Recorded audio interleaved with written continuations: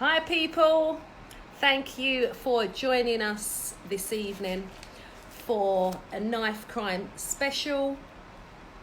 Again, where we speak out about solutions to knife crime. I'm very, very proud of everybody that's taken part so far, who's come up on the lives, who's given ideas. Big up to each and every one of you. Massive shout out to Bethlehem Kidane. Big up to you. Right, I'm just going to add some people up on the live. I'm going to add my co-host as well, CRYSTALLA. All right, so just bear with me, okay? And we'll start very, very soon, okay?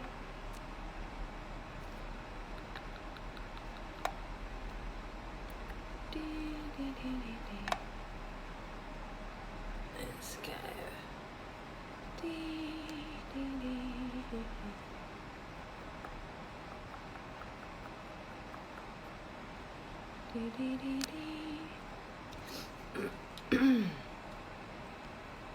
Right, let's just go with these.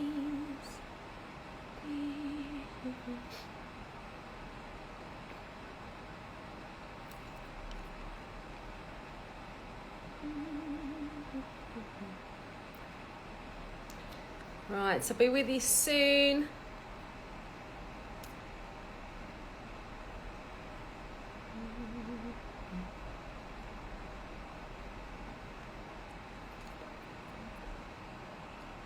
Right, I'm with you now. Hi, darling. I'm going to add you up now. All right, CRYSTALLA. Oh, hang on. You've requested. Here we go. Hi, Craig. Hi, Mac. Big up. Big up. Yeah, CRYSTALLA should be up soon. Hey, darling. Hi. Hello. How are you? Oh, all the better for seeing you, my darling. Oh, Oh, how are you? yeah, good, man. Hot, but yeah, good. I know. Yeah, It's it's really hot, lovely isn't it? though. We can't complain. Absolutely. Oh, right. Big up to everyone who's locking in. Who have we got? Quick. One sec. Chicago. Right, darling. Jay Notes, Craig. He's saying hi. How are you? Yep. All blessed over here. Hope you're good. We'd love to get you up this evening on the live. So just request us if you can do it. All right, Craig. I think we're going to go with Mac first tonight because he was trying to get on yesterday, but it was just completely crazy. There were so many people, and that's what I was saying just before, that I'm just so proud of everybody who came on yesterday, sharing their ideas, their solutions.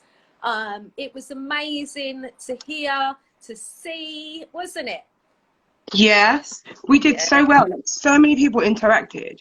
Yeah, and that's what we want. We want people to tell us, what they think will, is a solution, will solve things, will make things better for our children. We want to hear that. All right. So anyone tonight wants to get up on the live, please just request and we'll get you up.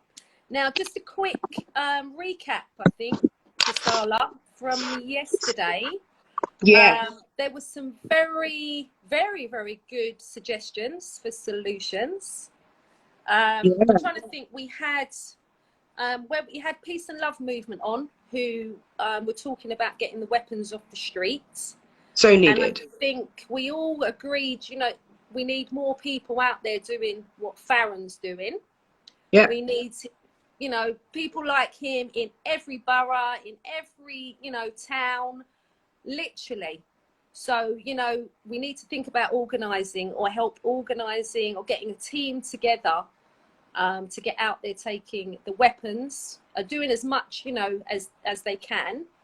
And the ladies at the Peace and Love Movement, they're doing a petition, and that is for online sellers. Now, I was hoping they would come back on tonight, actually, because I wanted to ask them if there was anything that we could do to, in the meantime, because they're doing their petition, which is going to take a while to get the signatures and stuff.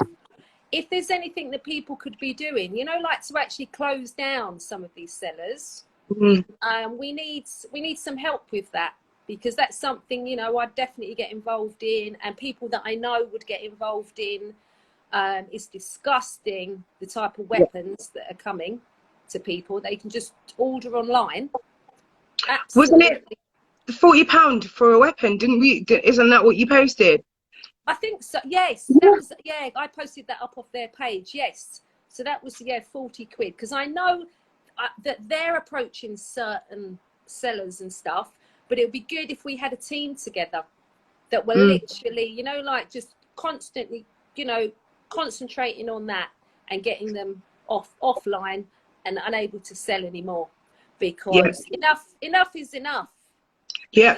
The whole situation that we're in, and the young people, it's so alarming, it's frightening, it's horrific. It needs to change, and this is what this is all about, making changes together, and we want you all to be a part of that. We need you on board, people. We literally do. Massive shout out to Becca. Enough love, my darling. Enough love to you. And thank you for last night as well. We loved having you up. Thank you so much. Everything you shared, all your ideas, just the whole thank you. We appreciate you, Queen. We do, man. We do. We need more people like us. Yes, we do. We need more people like us on board, because I definitely believe we can make a difference. We definitely can. So we had the weapons on the street, talking about that yesterday. What was the other? National Service for Young People. Yes. Which we discussed quite a bit. I did put up a survey today, and there was quite a lot of people that agreed that they should be going. Wow, that's interesting. Yes. See, I was a bit not sure yesterday when we were speaking about it, because I was thinking of war, and do I want innocent kids to be going to war? But it's more to do with the discipline, isn't it? Yes, and life skills. Yes, life skills, discipline, and could be a positive thing for them. I think so, because they all have to work together. It's going to teach boundaries. It's going to teach respect. It's going to teach teamwork. It's going to teach life skills, you know, there's going to be emotional and mental health support there. So these are all factors that maybe people are dismissing and just automatically thinking that we're sending children to war. That's not what it's about. Yeah, because I had that envision. So that's what, now I've kind of cleared that up. I do think it's a good idea. Yeah. So that's the next thing. We'd have to get Pastor Jay back, to try and find out how we could organise, you know, a petition or a conversation somewhere about going forward with that. So that was that was a good discussion yesterday. Good idea. And just keep coming with those ideas, people. All right? And solutions, because we want to hear them. I want to give a massive shout out to Jade, my beautiful fam. Love you, darling. We'd love to get you up on the live. Give us your opinion about knife crime and any solutions. I think what I'm going to do, I think, CRYSTALLA, we'll go with Mac J, right? We'll start taking lives now, yeah? Yeah. Get him up on the live, and then we'll go with Jade, if you're up for it, and then anyone else start requesting, all right? Big up. Craig saying, are you guys going live tomorrow? I will get my director and head coach on. Probably not as much as we wanted to, because I'm actually doing a showcase thing tomorrow, but we're definitely going to be here Friday. Yes. So if you could sort that for Friday, that would be absolutely brilliant. We would love that. Yes, so Friday, if you can arrange that, all right? That will be so good. Big up to Ghost. Who else have we got? Halal Cool, Labour. Right, Ramps the realist. Right, Mac, I'm going to try and add you now. Okay. Right, yeah, I think he's there. Do you know Mac already, Christella? Do you know what? Maybe. I think you do. Hi, Mac. Hi. Hey, Hi. good to You alright? see you, man. How you doing? Yeah, we're How's good, everyone doing? man. Yeah, and you? I'm good. I'm good. Brilliant. Oh, Yeah. So how's everyone doing? Enjoying the weather? oh yeah, it's lovely, man. Mm. I've not actually got Yeah. out in it much yet because it's been mad Okay. lately. But it's lovely. The Yeah. heat, it's just, yeah, it's nice, isn't it? Now, thank you Yeah, so yeah. much for joining us this evening, Mac. We really appreciate it. That's I'm just going to that's say cool. Mac is a featured artist of mine, shining out in the UK. He's a best Yeah. African Thank you. artist, and he's also a Let the Youth Live artist and ambassador for us as well. He's a Yeah. motivational speaker, Yeah. and you are, yeah, you're a ray of sunshine, is what you are. Thank you. You really are. Now, we would Yeah. love to hear from you. Mhm. Your thoughts on what's going on the streets and any solutions that may help.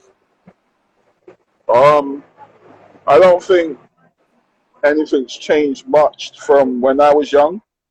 I feel like back when I was young, there was knife crime even back then. But I think the problem solution is between the government and also I think the parents as well. I think the parents need to get more involved in their children's lives from early, young.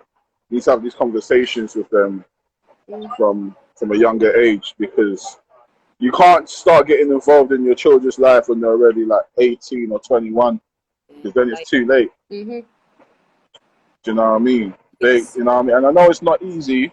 Like obviously, like just living in London itself, as parents, you got to go work. You know what I'm saying? You got to go to work.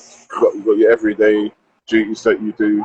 But sometimes the reason why a lot of kids may join certain things is because they're just looking for attention and love. Do you know what I mean? And if they're not getting that at home, they're gonna seek for it somewhere else. And also, I feel like the environments we come from is just literally just you know what I mean, protection and that. Like sometimes, one sec, I'm getting on the bus. I Oh, just okay. need to one sec. It's all right. I think acceptance is a big thing for a young person as well, feeling accepted. Yes. Yeah, it's very important. Really, really important, isn't it? Very, very important point there. We've got someone just locked on called Kurt saying, what's happening? We're talking about knife crime solutions. We've got Mac J up at the moment giving his view on, you know, what may help. So yes, Kurt, if you want to join us, you need to select the requests in a little while, but we've got a few on after Mac. Now, what do you think, Mac, about national service for young people? National service. Someone suggested it last night. Right. One sec.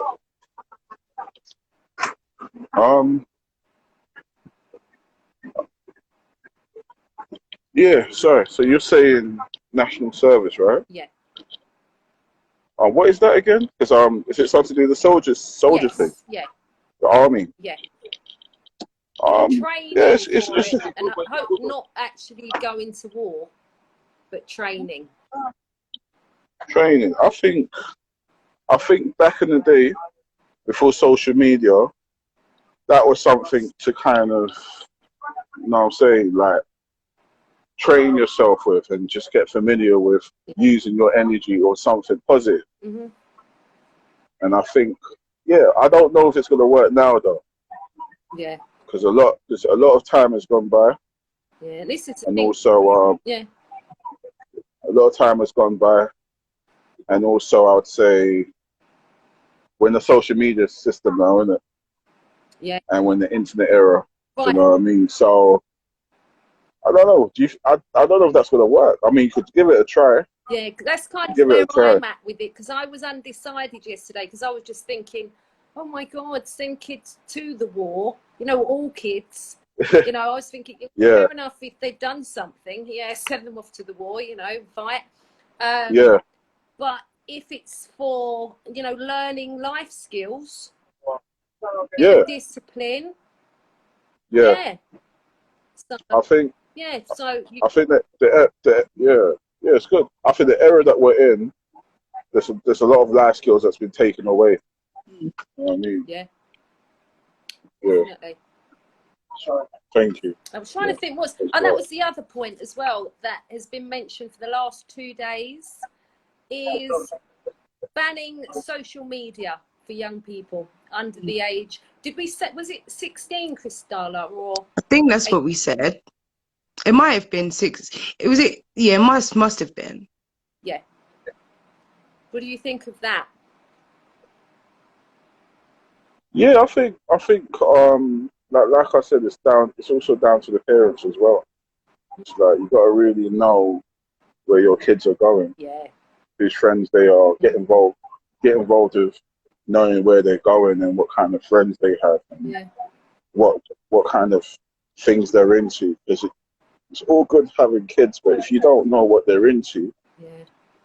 then how are you gonna know what the future's gonna be for them? Yeah. Exactly. You know what I'm saying? Like, find what they enjoy doing, and if they enjoy doing something, get involved. Like, motivate them. People doing it. It's not just love about putting food on the table and giving them a hug once in a while. It's all about getting involved in their lives. Yeah. And somebody You know what I talked mean? about, you know, searching children's bags, looking through, you know, Hmm. which I think everybody was like, yeah, but in actual, you know, like to get everybody to do it, I don't know how we, you know, could get them, you know. It's a good idea, Yeah. but it's like how I to mean, get all parents to do it, you know? yeah. Like, for Sorry. example, sorry, when I was growing up, obviously there weren't no social media, but there's still like, you know, a child is going to be a child, and regardless of if you're 8, 10, 14, just go through stages where you're escaping a teenage era into a grown man. And I think for me, what worked for me was traveling out of England Yeah. and living somewhere else where things might be a lot different, and it humbles you. Mm. You know what I mean? Like, my family's from like Ghana, innit? So there was a time when I lived over there, and I started to appreciate life a lot more. I started to appreciate there's more to life than just growing up in the ends. Yeah. Because the thing is, Mm-hmm. most of these youths grow up in one part of London, which is the ends. They never leave that area, Yeah. thinking that's life. And sometimes the reason why they carry what they carry is because of maybe protection, isn't it? You know what I'm saying? Maybe There's just, a you few know, different, you know what I mean? There's a few reasons why they are carrying, but it yeah. just, yeah, changes need to be made, and like now. Like, open up the youth clubs again, if you can. The Yeah. youth The clubs, youth they club. need to do all that, but I said this yesterday, that my concern is, doesn't matter how many youth clubs you set up, if them children get attacked on the way home, when they pop to the chicken shop or the shops on the way, or how are we keeping our children safe just day to day? And how do we start to make them safe? I mean, we talked about the school patrols, which we were saying Hmm. are amazing, because there's one in Brixton and Croydon, Hmm. as far as I'm aware of. Yeah. But literally, we need Yeah. them everywhere. Like, we need Yeah. those like everywhere. And Crystalla, what you Yeah. said as well about, you know, actual patrols. not just school time. Street. Yeah. I mean, what you're saying, that could help. But like I said before, it's not just the fact that, you know, that what's it called, like you're giving your kids like food and PlayStation, and, like even just interact with them. Sometimes I think, I'm not a parent myself, but I'm an uncle, innit? Right? And what I notice as well is, it's not just about, you know, being disciplining your kids all the time. Sometimes it's actually sitting down with them. You know what I mean? Yes. It's a balance. I think it's a balance. I think you gotta have a balance with them, because when you start to do that, they will start to open up a lot more. Yeah, that's so true. They will open up a lot more, and you would understand, because it's not, everyone knows what it's like, especially like growing up in London. You know what I mean? Like, it's not as easy as most people think it is. These are the things you got to face every day. You know what I'm saying? From the parent standpoint, and even from the kid standpoint. You know what I mean? Like just going into different areas and coming back from college, coming back from school. This is And what I think I'm things like, after.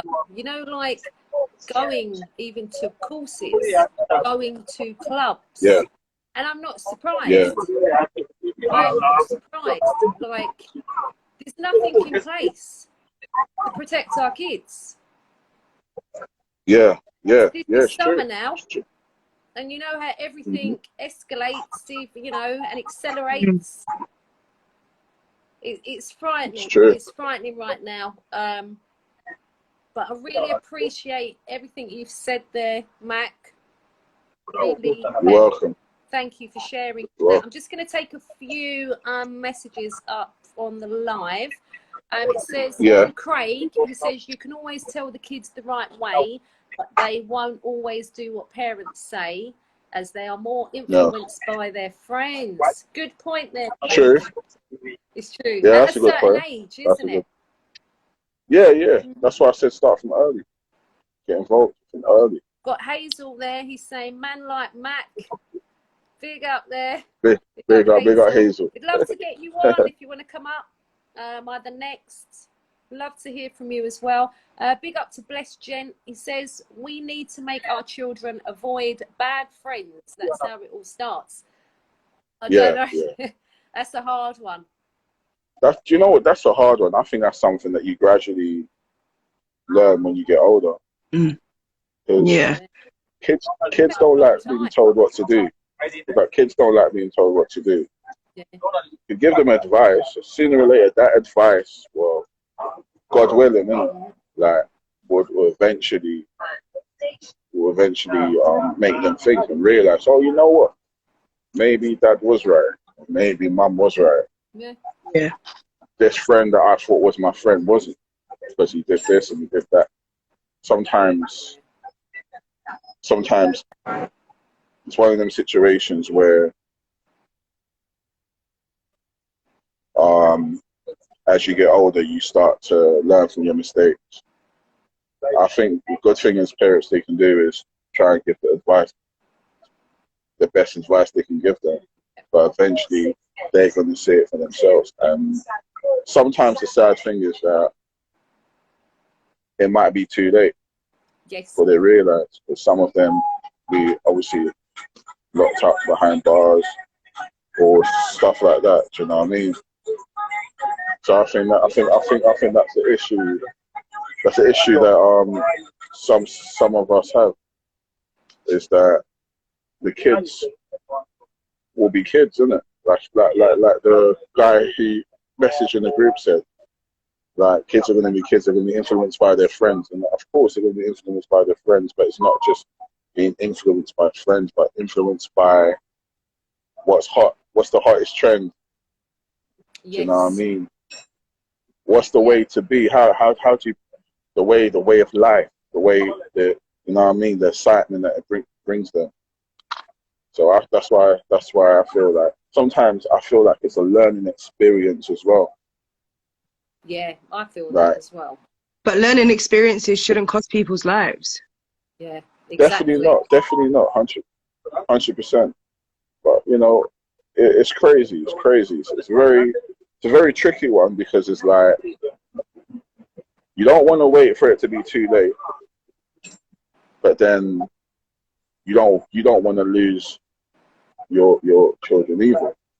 Meaning losing them in a way where they don't want to. You're scaring them away. Yeah.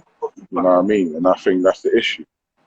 Yeah, no, So that's why I say it's a balance between being a parent and doing what a father and mother's meant to do, but at the same time being involved in their lives as well. yeah. So You know what I mean? a difficult kind of balance, isn't it? It's a difficult balance, but I mean, I think that should work. Yes. You know what I mean? I mean, the only thing about that is that there's kids that are in care that don't have parents. So, Yeah. you know, how does it work for them? Can't forget them. Yeah. Can't forget them. I mean, kids that are in care, it's not an easy thing, because the trust is not there. Exactly. Meaning they know they're there because they don't have parents. Some of them might even be orphans as well. They didn't know their mum or dad, so they're looking up to whoever they're looking up to. They're just seeking for love, isn't it? Mm-hmm. They're just seeking for love and just attention. And you know, some of them don't get that. And that's why they're around certain people and certain certain movements. You know what I'm saying? Some of them, not all of them are talented and gifted enough to do music. Some of them have many, like, that's what I'm saying. Oh, but you're frozen there. They're into. I think people in care go for it a lot, because there's also people in that working environment that might be doing things that, you know, they should really be doing. There's a lot of stuff going on in the care places. That's another few shows, that one. Yeah. Yeah. So I just think there's so many different solutions that needs to be done. But like you just said, I completely forgot about those kids that are going through that as well. You know what I mean? And sometimes even sometimes back to the parents thing again. It's too much tough love don't make no sense. Yeah. You know what I mean? Because you can be, it's just got to be a balance. And I think that's one of the things that not only just as parents, but like as older brothers or uncles or aunties or friends in general, older friends. You just got to be able to. Unity is important though, because you teach them unity early. You wouldn't need to find another person as your enemy. But obviously, we live in the social media era where it's almost like most of us are competing with people who just live a complete different life to us, and a lot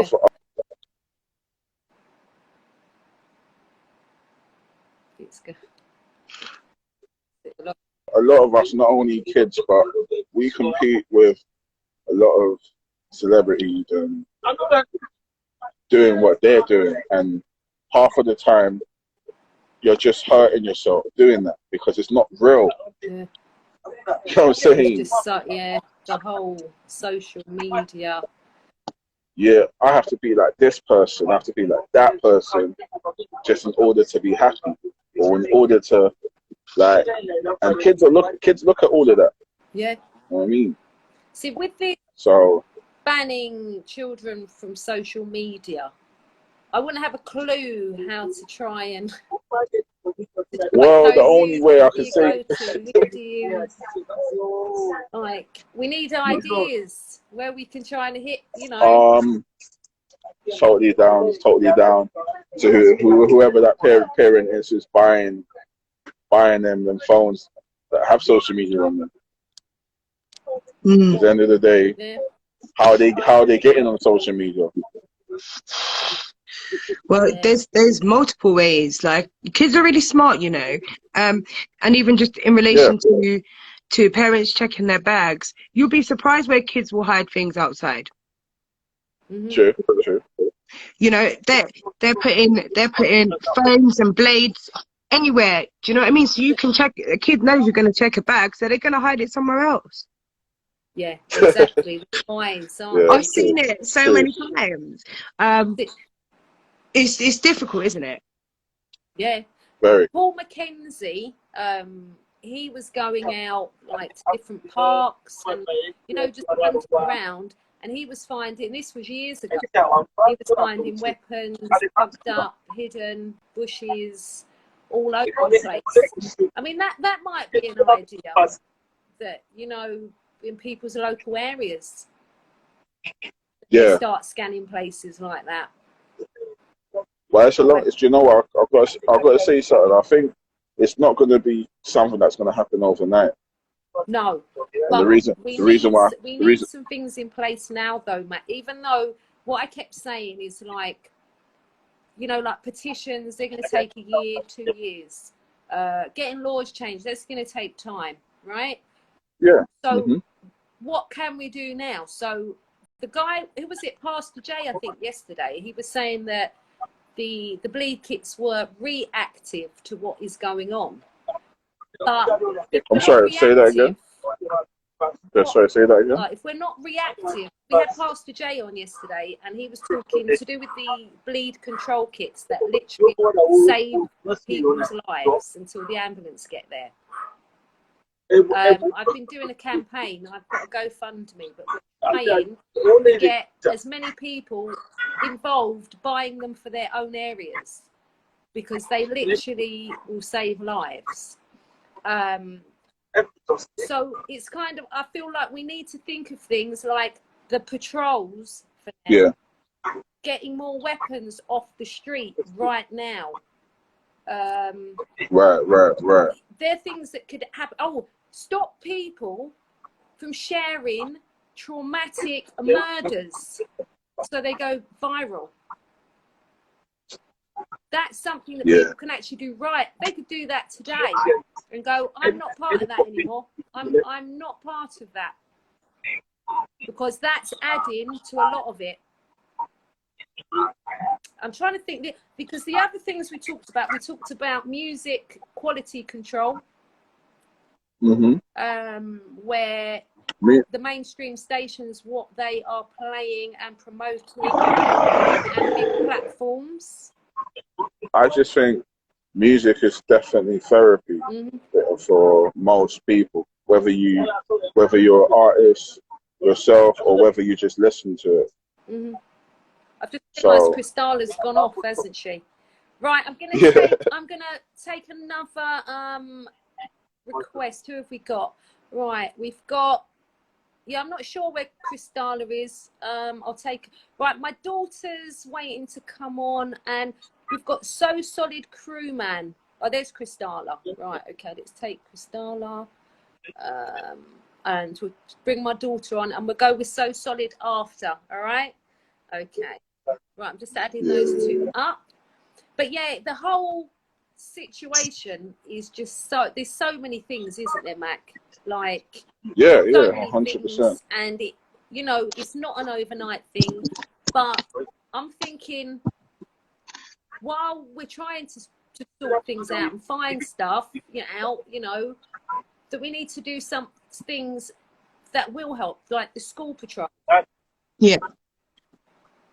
You know, if we could get more patrols, you know, street patrols, the awful weapons off the street. But it's going to take all of us to do it. And people who are actually about it, not talking about it, and they're looking for solutions. I get you. So that's kind of why we're doing what we're doing, because there's so many people out there they're actually providing solutions. But I think Yeah, sorry, someone called my phone. I was like, I've got to go, mate. I was like, where's CRYSTALLA? She's gone. Sorry, but yeah, so basically it's the lack of sharing of knowledge and information between all these people that are doing, you know, if all of these people that was making this difference and change came together, we'd be stronger. Like talk, guys. Like, do you know what I mean? It's not about who's collecting the most knives. It shouldn't, you know, this needs to be about how much we can do together as a team. And if you're How many claiming to be leaders, then show us that you're leaders. That's what I'm saying. Yes, valid point there, my darling. Now we're going to take some more lives, all right? So we're just we're going to do someone else on that, right? So thank you so much for coming up this evening, all right? We really appreciate your views, your opinions. Thank you for everything that you've shared, all right? And we'd love to have you back on again, all right? Yeah. Okay. Thanks. Nice to meet you. Take care. Okay, bye. I'm surprised Bye. we don't know each other already. I know. I was thinking, I'm sure I'm going to know this person. Right, We do now. Yeah, I think you're, Right, we've got Yeah. So Solid Crew Man. Right, we've also got Romantic Serial Killer. I would like to, you to come. Request me if you want to come on in a bit. This is my friend who talks about bearing arms. Welcome. Oh, hi. Hi. Thanks for joining us. Hello. Big up, Blessing. man. Blessing. Hey. Yeah. I heard what you lot was talking about, so I thought, yeah, okay. Yeah, Well, let me see if I can get involved a little piece, you know? We want to hear your opinion. Any solutions you think might work? Because enough's enough. You know what it is, yeah? Like you said it yourself. If we that talk about it, like everyone, like if there's 1,000 people that's talking about it, they have to come together.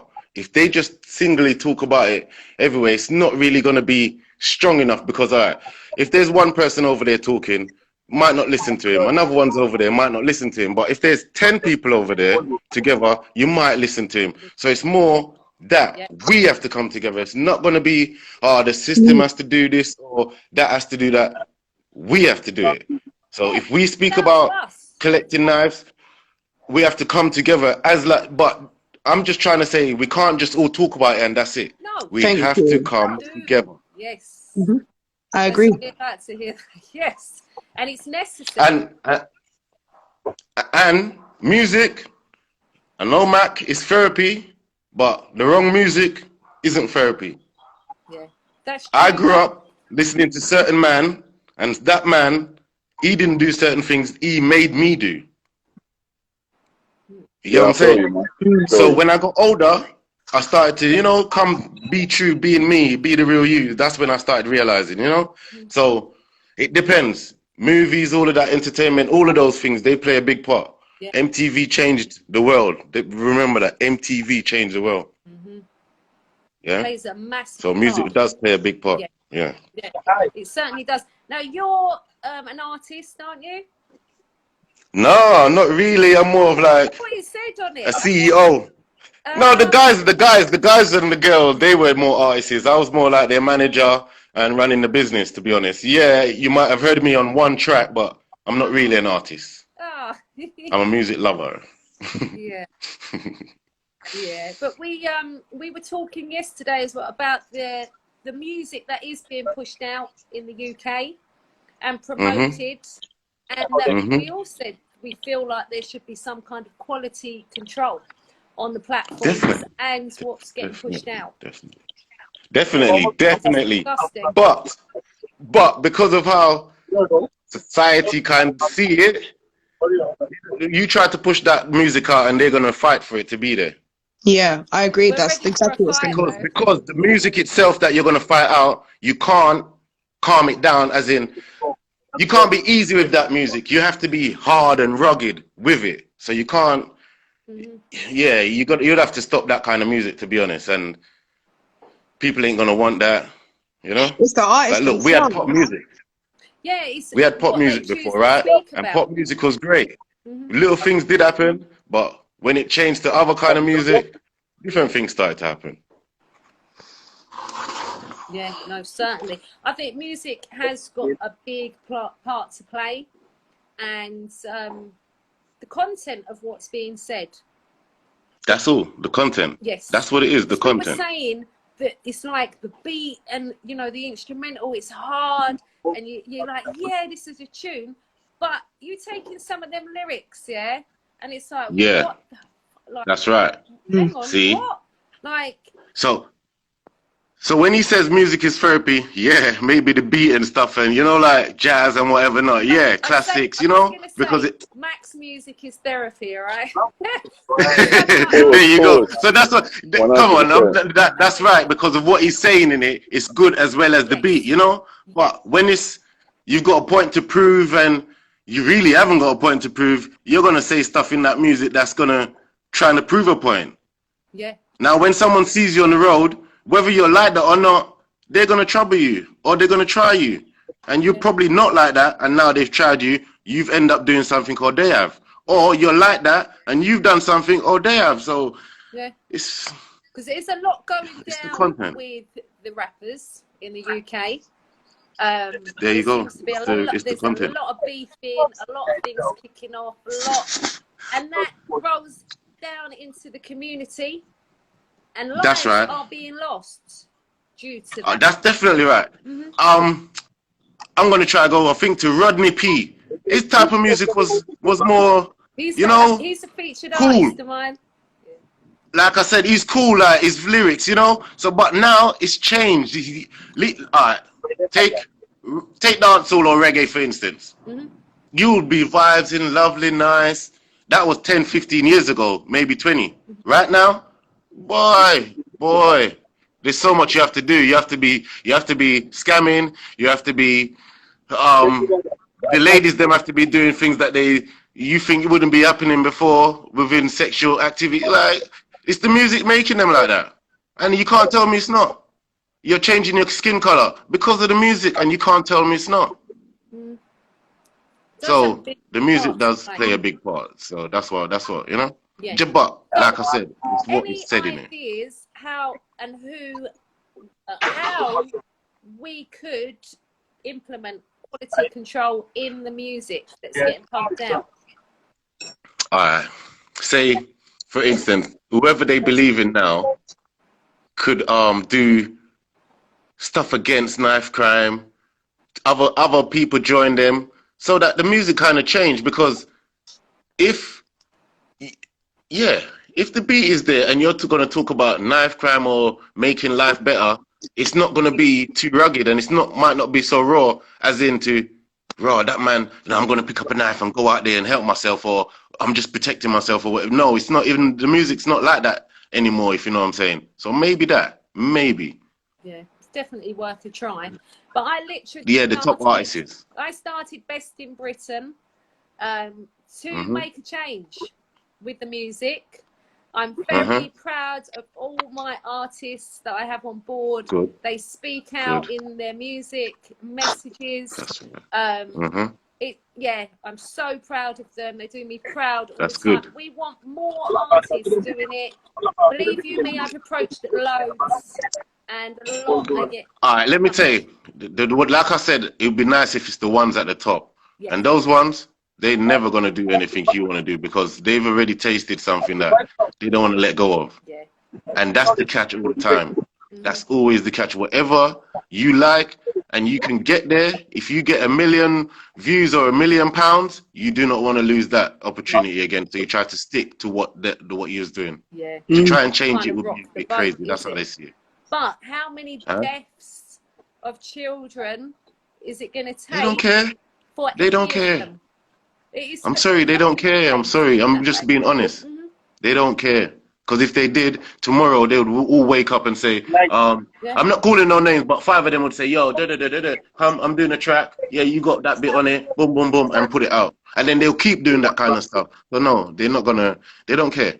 Yeah. They don't. I agree. Always remember, the ones that care is people that's trying to do something, and that's people like us talking about it or trying to do something, you know? Yes. They don't. And we just, I believe though, if there's enough of us, we can definitely make change. I'm yes. I'm scared right now. I've been for years enough has been enough. It's got worse weapons. Definitely. More Definitely. horrific, Come on, definitely. more, you know. I used to know knife crime. I used to leave from my ends to go all the way to somewhere with some big kind of little cutlass on me, just to go what? Protect myself? No, I wasn't. I was going down there, and if they troubled me, I'm going to trouble them. So you're not protecting yourself. You're looking for something. Yeah. So I've been there. It's crazy, and now it's guns or whatever. Then it's gone back to knife. So I don't know what goes around comes around. Would It you looks say like. it's worse now? Definitely, like I said, definitely, because it's gone back to knives as well. Maybe saying, look, if I have a gun, it's more time, or it's too loud. I don't know. The knife, I can do easier, and I'm braver that way. That way, I'm braver, and people will respect me or fear me more because I'm braver than using a gun. So yes, it is going to be worse. The other thing we talked about yesterday was the type of Point. knife crime injuries that we were talking about, the scoreboard where they get points for stabbing people in certain places and killing them. Crazy. See there, there you go. Crazy. Do you see? It's Yeah. insane. That's what And there's I just said. I just said. There's videos all over YouTube of, you know, them promoting the points, and they're still all up there. There's loads of them. I was thinking, you know, how. And it's not going to stop for now. Mm. It's not going to stop for now. YouTube are responsible. I cannot believe that should be illegal. I mean, that's evidence.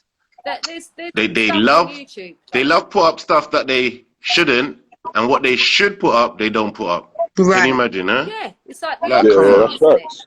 That's facts. Still. It's like we the one that's fighting have to make our own radio station, our own TV station, our own YouTube kind of thing, just so that we can put the things that really should be going out.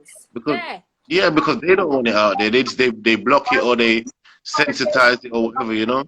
But then we And then all look have at to that. That's what they gonna put up. responsibility. Where there's a demand, there's a supply. So at what point do we have to own up and say, you know what, I'm done with this, I'm done with this, I'm done with this? It's as simple as that. I'm sorry. It is. You know, it is. Because that's what I had to, that's what basically, like I said, I had to end up saying, whoop, that's finished for me. Once I came out, I allowed all of that kind of stuff there. If you got a trouble with me, then it's fist to fist if it's that. But I ain't looking no trouble anyway, so, you know? Yeah. But some people are saying, look, if I put the knife down now, the person I stabbed last week, if someone might come for me. And, you know, so it's something that's hard to stop.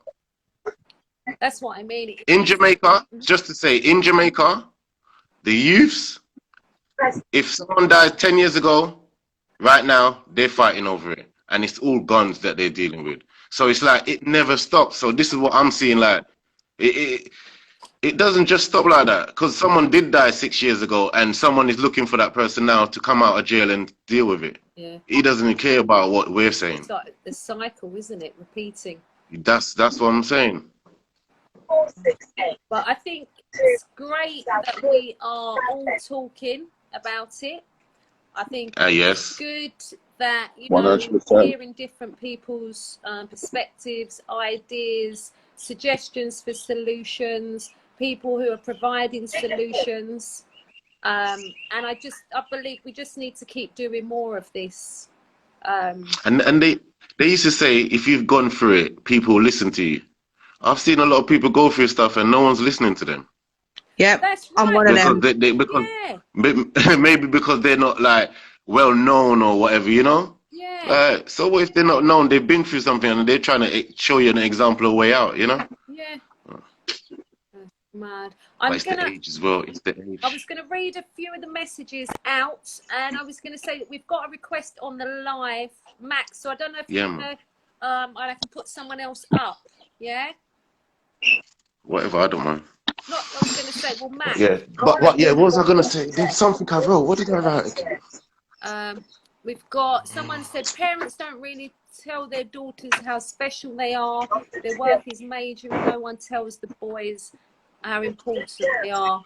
and they need to be strong or something. No one tells the boys how important they are, and that I they need understand to that. I grow. understand what she's saying. 50% will tell their sons and do whatever, but there's a 50% that don't. And they could be the 50% that's giving the trouble. I'm not sure. I'm just saying, you know? Yeah. Well, yeah, I understand what she's saying. Romantic serial killer. He's just saying about, oh, that must have been to do with the care homes earlier. He's saying about sex abusers amongst the staff. That's what we were saying. There's a whole lot of shows we can do about that. Kurt is saying it starts from a baby, make them realise their potential and who they are. Romantic serial killer. It takes victims of survivors an average of 26 years to speak out, and that's if they don't commit suicide before or get wrapped up in the prison system. That's that as well. That doesn't even help nobody. The prison system. Oh, Kurt's saying we got some decent people up in here. Big up, Kurt. Blessing. Oh, my daughter's saying invite me. I've been trying to request. Let me try again. All right, we can get my daughter on. Right, it's because it's saying you can only have 3 on the live, but there was 4 of us, wasn't there? Yeah. Yeah, so I think the 3 plus you. I think that's what it meant. Oh right, because I think we already had the 4 on. Yeah. We had the 4 on. Right, hold on. Come in, Lauren. Hold on. What was I just thinking? Wait. Right, I'll read some She's more picking out. a filter. Wait, no, I want to get it off. I don't know how the hell. Look, why is that on there? What the hell? I don't want that. Right. Oh, it's the filter. Sometimes you slide the thing by accident. Yeah. Look at that. What the hell is that about? Hold on. There's some weird ones on there. Right, I'm going to read out a message from So Solid Krugman. Is that you? That's from earlier? Yeah, So Solid Crew. G-Man. But yeah, no, that's what I was remembering. And yeah, read that out and then I'll try to explain that a bit. Maybe we have to have a job that can make us spend more time with them. Yeah, basically, if you spend more time with the kids, you might be able to change their mind and stuff, but because we have to work from 9 to 5, we don't get the time to spend with them. So if you got your own, basically, independent job or something, now you get time to spend with them. And the age that I was thinking that things really change is 15. Everybody wants to do football or something great, but by 15, they want to do roadman or road girl, I don't know, Yeah. So spending more time with them. It's getting younger. You're looking at from 9 years old now. Oh. It's even younger that you each generation. So you've got your 15-year-olds recruiting the 13-year-olds, the 13-year-olds recruiting the 11-year-olds, the 11-year-olds recruiting the 9-year-olds, and it goes down and down and down. So it's insane. So yeah, if you do have your own kind of job that you can not watch them, but spend time with them, as in, what would you like to do? Come and go do it, because you can, then things can change. But like I said, it is difficult because we have to do 9 to 5. Yeah, and there's not, doing that, you've not got much time, to spend with the kids. No, that's 9 to 5. Good, it's a very good suggestion. That spending time definitely is going to help with the kids. We've seen it. A lot of kids that their families spend time with them, they get somewhere and be something. We see that. It's like the proof, isn't it? So we've got another message here. Romantic serial killer. Oh, he's saying that's why the police search the bushes and bins all over my hood, looking for the weapons. See there? Yeah. That's right. Yeah. Definitely. So I just think, what Farron's doing, he's got a few volunteers helping, but I mean, if we had people in every area doing that, that's a lot of knives off. Do you think that's enough?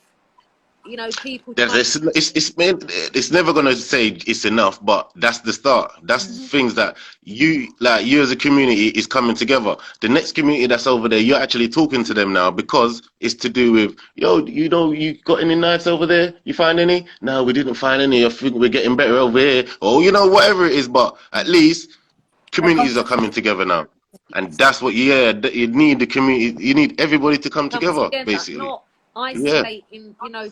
No, Yeah, no, no, no. It we doesn't have matter to where work you're together, from. or it's not Yes, possible yes. if we don't. That's how the system is working. It's working together. So Yes. that if we're trying not go against the system, but go against the wrong stuff that's going in, that's what we have to do. Yeah. No, definitely. So Definitely, that's a I start, believe we and can make a it's worth difference it. together, and it's brilliant that, you Yes, know, yes, we've started this now, and, you know, we're all speaking out about the issues and yep, solutions. So yep. that's brilliant. That's a great start. Another message Of here course, it's a great says start. reactive as opposed to preventive. Was he talking about the knife collecting? It says reactive as opposed to preventive. Reactive. Would I that can't be? even see that. Oh, because somebody said yesterday that the bleed reduction kits, he said it was a very good idea, but it was a Reduction reactive kits. idea. But What's a reduction kit? right, they are, I don't know if I've got one. Yeah, I have got, I'll get it in a minute. Basically, Mm-hmm. it's a first aid kit that is specialist for treatment of traumatic No. bleeds, right? So Okay, no. if you're bleeding to death, literally someone can use this kit, you will be kept alive until the ambulance Mm-hmm. is there. At least. Yeah. Mm-hmm. So Mm-hmm. the fact that a lot of the people are dying on the street, bleeding to death Mm-hmm. before the ambulance Mm-hmm. gets there, these kits will save lives. Now, I didn't think of the idea. I thought about it, and I happened to come across a lady who lost her son. That was being. Mm. And she believed that if she had the kit, if the kit was there, he would be alive. He'd been stabbed in the chest or the heart, and just bled to death. But the kit, she believed, definitely would have saved him. And I also believe it. So when I was looking into, you know, what we could do for bad bleeds and stuff, I came across Lynn. She's got her own charity that she set up, but she thought of the idea, she researched it, she worked in conjunction with the ambulance people, the medical people. So she's got these kits. Not only has she made these mobile kits, and she's got them over the West Midlands. They've been like, there's a lot of people getting involved. Distributed over there. Yeah.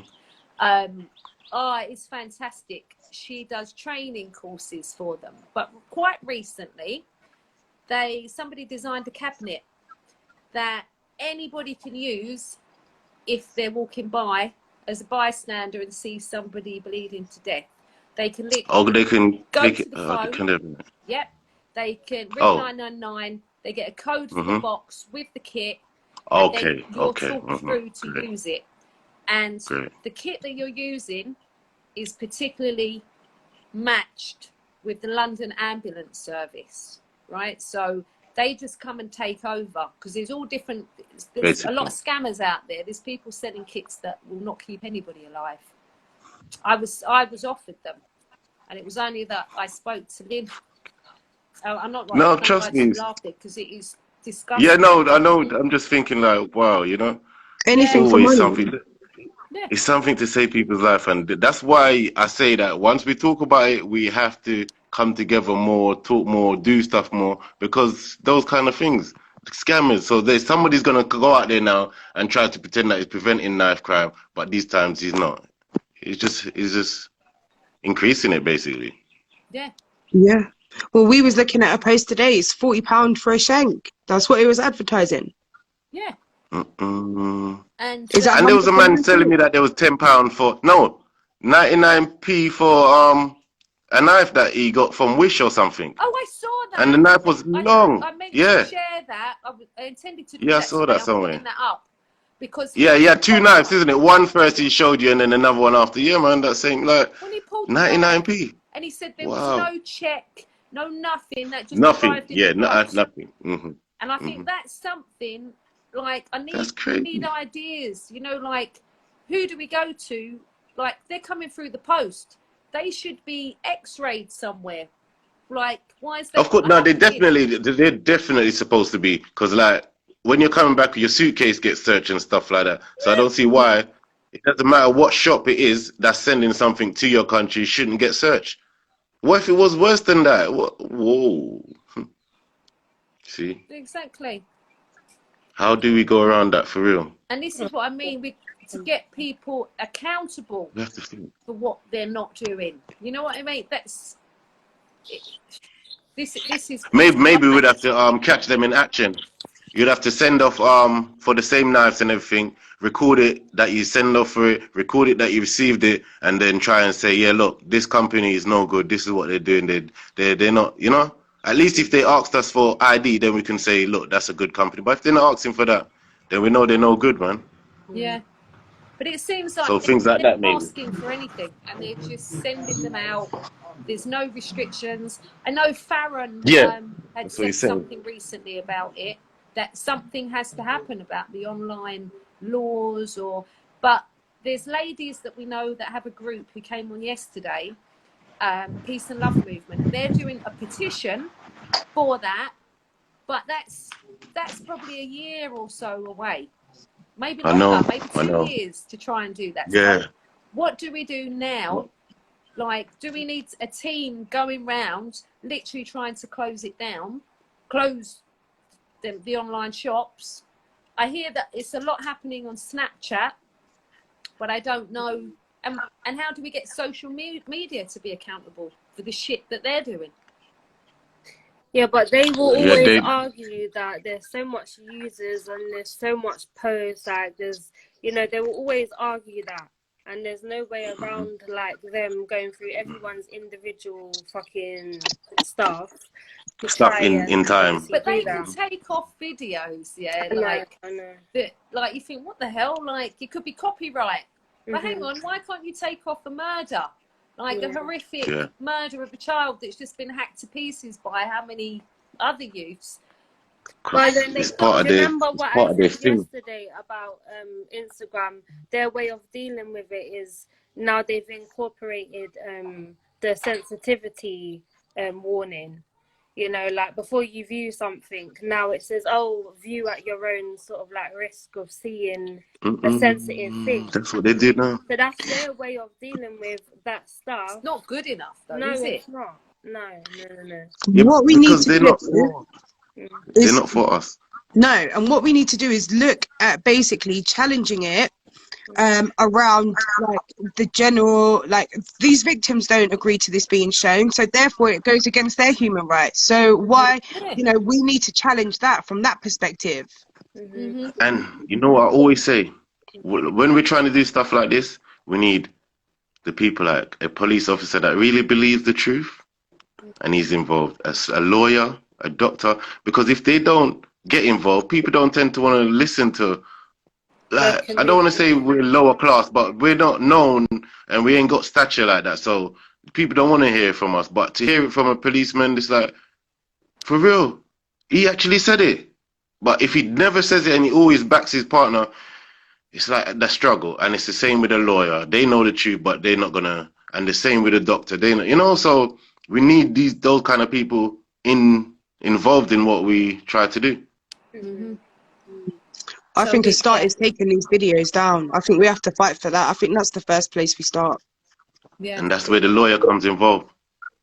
I think we need to challenge them as corporations. Yeah. Huh? We need to challenge them. We need to email them and we need to ask them, can you explain to us why you cannot block this content? Give me a damn good reason why there is, I am witnessing murder that you are getting royalties from. So there's no excuse for it, is there? Of but course there ain't. Challenging them, and that definitely needs to be done. So definitely. Yeah, big up on that, because and we'll do a bit more research into that as well. I'll do that tonight, tomorrow. I think that's what we need to do, Lord, because we can't be having videos out there where people are getting points for where they're stabbing. I mean, what is going on? Yeah, that's crazy. That's crazy. And then that is crazy though. All the young users that shouldn't even be on Instagram and shouldn't even be on social media, but we were they saying. lied about their age to get an account. Of course they lied about the age. Some hasn't even put no picture up. That's what I mean. And then the fake accounts, like you don't even know who's behind them ones. You get what I mean? Like they could be even younger. Like who bloody knows? But so I've just seen a message here, right, from a romantic serial killer. He's saying, are people sending around the video of the murder in Hyde Park? Yeah, they were. Every video has got metadata that will identify where it originated. Came from. Thank you very much. All those things as well. You know, those things that, you know, that person that posted it just now didn't originate it. Go find who it was. This is very important. Yes. Yeah. Because the metadata is there, where the source of it. Because I'm sick of all these, as they were saying yesterday, these clout chasers. You know, looking for viral. Definitely. You know, this is people's lives, man. And I was saying, you've got people, you know, parents. What, just because someone likes you or something? What? Sorry? No, I said they get nothing from it. What, just because somebody might like them and that's it? That's what they... Yeah. I'm confused. Yeah. And it's wrong. And then the other issue, people phoning. You're not phoning, so not phoning, but filming when someone's dying or being stabbed to death. Same thing here. Yeah. Same thing here. Same thing. But you see, like the younger generations now, you know, like before, obviously, when I came off of here, you lot was talking about, you know, spending more time with the kids and that, yeah. So obviously, the guidance that they probably would obviously get from their parents or guardians or just supportive people, yeah, that would teach them, actually, you know, in a situation like this, you don't get out your phone, you don't start recording, you actually, you know, call the police, or you do this, or you do that, yeah. Obviously, my mum has always with me, she's always said to me, like, if something like that happens, that you it's just without a doubt, just why the fuck would I ever record it? Do you get what I mean? Pull out your phone to start filming. Yeah, it would be like, no, I need to help someone. Do you get what I mean? Like, I try and like the adults that are sharing it. Yeah. And community leaders I've seen sharing it. Like even when I witnessed, obviously, oh God, my ex-partner, he was stabbed in front of me, and obviously there was stupid girls around and was like, I don't even know, like they were just saying stuff, you know, like just like, oh, he's been stabbed, and I'm thinking, I'll fuck you up as well, like don't fucking, do you get what I mean? Don't be standing there like spectators, like, oh my God, and just saying, instead of trying to help, do something, yeah, you're standing there, but obviously I couldn't get mad at the time, because obviously I have to focus on the fact that he's just been injured, do you get what I mean? That's right, and you're trying to focus on him. And obviously one of the things that he was saying, like, obviously at the time, obviously I saw what I saw, but he just kept saying like, oh, I need water or this and that, but I didn't realize, because obviously when it happened when I was 16, so I didn't know how the hell to handle that. What to do at the time? That's correct. But he was saying, oh, I need water, and then I didn't realize until afterwards. Obviously, I shouldn't have really gave him that, but I went into a shop and said, oh my God, like da. But luckily, I called the ambulance when I did, and I raised the alarm to people about what's happened, you know, by making noise, whatever.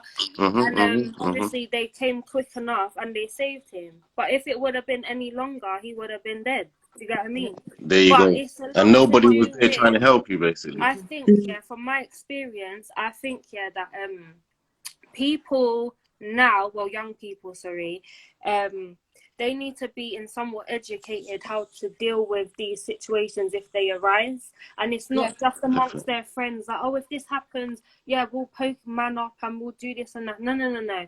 Like, think strategically about what you're going to do. You know what I mean? Like, think sensibly, what are you going to do? Because that could happen, and how are you going to deal with it? Are you going to do this first? What are you going to do? You have to consider these things now.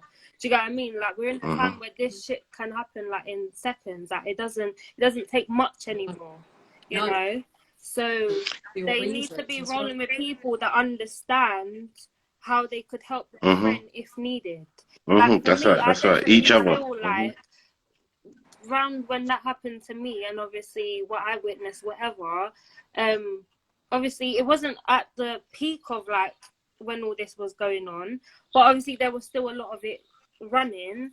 But it would have helped if I would have had understood like what to do in that a bit more. No, situation. definitely. Yeah. Yeah. I So think we we were were saying, saying that, wasn't we? well, About we were. first aid. Yeah, that Yeah, they we did. need Yeah, some, and if it's there as well, definitely they won't die on the spot and all this. Yeah, definitely. and you can at least help to keep someone alive. You know, just So instead of just letting life, you know, go in front of you while you go fall. and yeah, just anybody. And that's right. So I'm going to take another message there. Romantic serial killer says they're snitching on themselves by filming it anyway. Yeah. Unmutes. My biggest problem is they're killing for a stupid cause. Yeah. I don't Right. have a problem with killing certain violators, to be honest. But that's why I believe in the right to keep and bear arms for self-preservation. Now, I'd like to get him on to speak about that, because he sees that as a solution to what's going on. And I know he's not the only person, because I've had other people. All right. What's he said? Obviously, he was saying he's talking about licensed and registered arms. Hang on. You can take me off if you want, sweets, for 5. I don't mind. Yeah? All right. Yeah, go for it, babe. I'll still be in the Right, comments for now. Yeah, and when you're ready, just request. All All right, beautiful. Yeah, whenever he's done. Yeah. Mwah. Bye. All right. Yeah, bless. Right, I'm going to get you on now. Oh, hang on, I have to wait. Do I have to exit myself out? Because it said again, there's 3 in the room. Oh, yeah. I love you. Hold on a sec. Right, let's try and get you on, a romantic serial killer. Someone called Chris is saying most of the youth today have got no respect for themselves or others. Right. They didn't get taught that. I've just requested you, serial killer, because we want to hear about this. So hopefully it will join us. But yeah, I thought it was very interesting. And there's a lot of people. Yay! Woo! Blessing. Hey, big up to you. Yes. This is my broski. Hey, Blessings. serial killer, Mr. G-Man, me. Oh yeah, the crazy name is because I make horror type beats. So Okay. I hear that. As well. He's sick. But yes, you have. Now, hey, you have to appeal, innit? Like we were saying, you get me? You have to appeal to the audience, kind of, you know? Yeah. So me hear you, man. Me hear you. And we've got Hazel. We'll take Hazel up next as well. All right. Yeah, he was trying to get on yesterday. Right. So, talk to us about bearing arms. right, so a lot of people might find it a bit of a contentious topic. That's fine, but I hope to clear that up with everyone. Basically, I think if I'm talking about people in general, if people in general were not trustworthy or responsible enough to bear licensed and registered arms, then we ought to think about banning cars, because somebody used a car to plough through a load of people on Westminster Bridge, right? Yeah. I think most people prove through the fact that they don't go around ploughing through people with cars, that they're responsible enough to carry a licensed and registered arm, like a gun or a knife or something. But as long as it's registered, as long as they've been to have a psychiatric evaluation, they don't have any previous convictions for violent offences, like obviously, hopefully they're not a psychotic, narcissistic serial killer or anything. Let's hope not. Yeah. Yeah, so I do think, in all fairness, most people are responsible enough. And I would say it should require that people go to a shooting range and qualify in using that particular armory that they want to obtain legally under license. So it would require that people are certificated, so they're not just popping shots everywhere like a fool. I do believe guns can be used safely, to be honest, and I do believe if the general public were allowed that, which is actually a constitutional right in the historical British Constitution. That's the next thing. And in fairness, Sir William Blackstone spoke extensively about the right to keep and bear arms for self-preservation to the individual. I just want to highlight as well.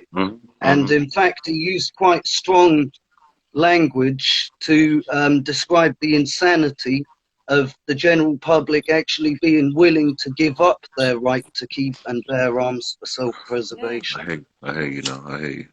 I do believe if we analyse the facts as well, we'll see that murder rates with guns and knives were actually far lower before these things were banned as well. And that's got to be considered. So are you saying we already kind of have the rights within our legal system? We do, already? within the British Constitution, but it's been removed from us by the government through legislation. And I don't remember voting on giving up my right to keep and bear arms, by the way. I hear you. Do you? I hear you. Do you? No.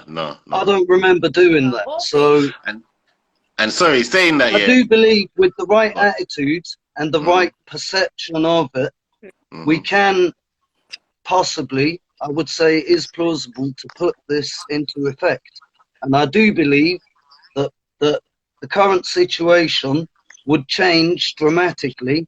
And if people would say, oh yeah, but then people would definitely get shot, it's guaranteed.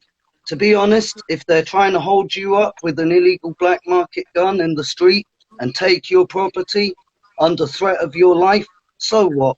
Who cares? Do you really care about those people? I don't, to be honest. It's true, though. And I not don't just think that, they'd though. be missed.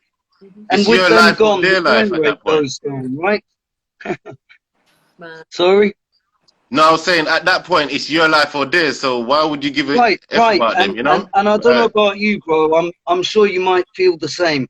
I've been in that situation a lot of times in my life where my life has been on the line, and I wish to God I had a strap at that time. There you go. See that. Sometimes I've taken an L. Sometimes I've come out on top. Yeah. It's just rolling the dice. That's right. God, That's right. thank God, thanks be to Allah, I'm still alive. Yeah. I don't know how, except for Allah Alright. is obviously No, man, that's good, not man. destined to Listen, take me yet. in life, you have to believe in what you believe in, and you can't worry about what people are thinking. Yeah. You know. Yeah. But you try to help them by saying God in the first place. You get me? So don't worry about all that. Now, But just to what make I'll a just fair say, point one as thing well, quickly. to the You see in go Jamaica, on. a lot of people, exactly what you said, that's what they do. You get me? They get their licensed firearms, they protect their house, and a lot of times, they're the ones saving someone from getting robbed because it's illegal. It's legally. Thank you. You get me? So I'm not going to argue Someone your point. To be trespasses honest, on at your land, first, you have a right to presume they mean you harm. thank you. At first, I was like, oh, what's he saying? But when you said what you said, it's true, man. It's true. Yeah. Especially when everyone knows they could get shot for trespassing on your land as well. You think they're really just going to go It's do their that? own fault. Do you remember when My that happened? granddad, When the by the shooting way, happened in the farm with the shotgun, man. Yes, my granddad got that guy released.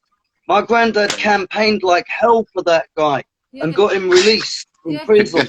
There you go. The My man did the right thing in his home and he still went to prison. Yes. That's what I don't like. Yeah, With the the two system, kind gypsies of. that basically broke into his home to burgle his home. He shot them with a shotgun. Yeah. Yes. And they died.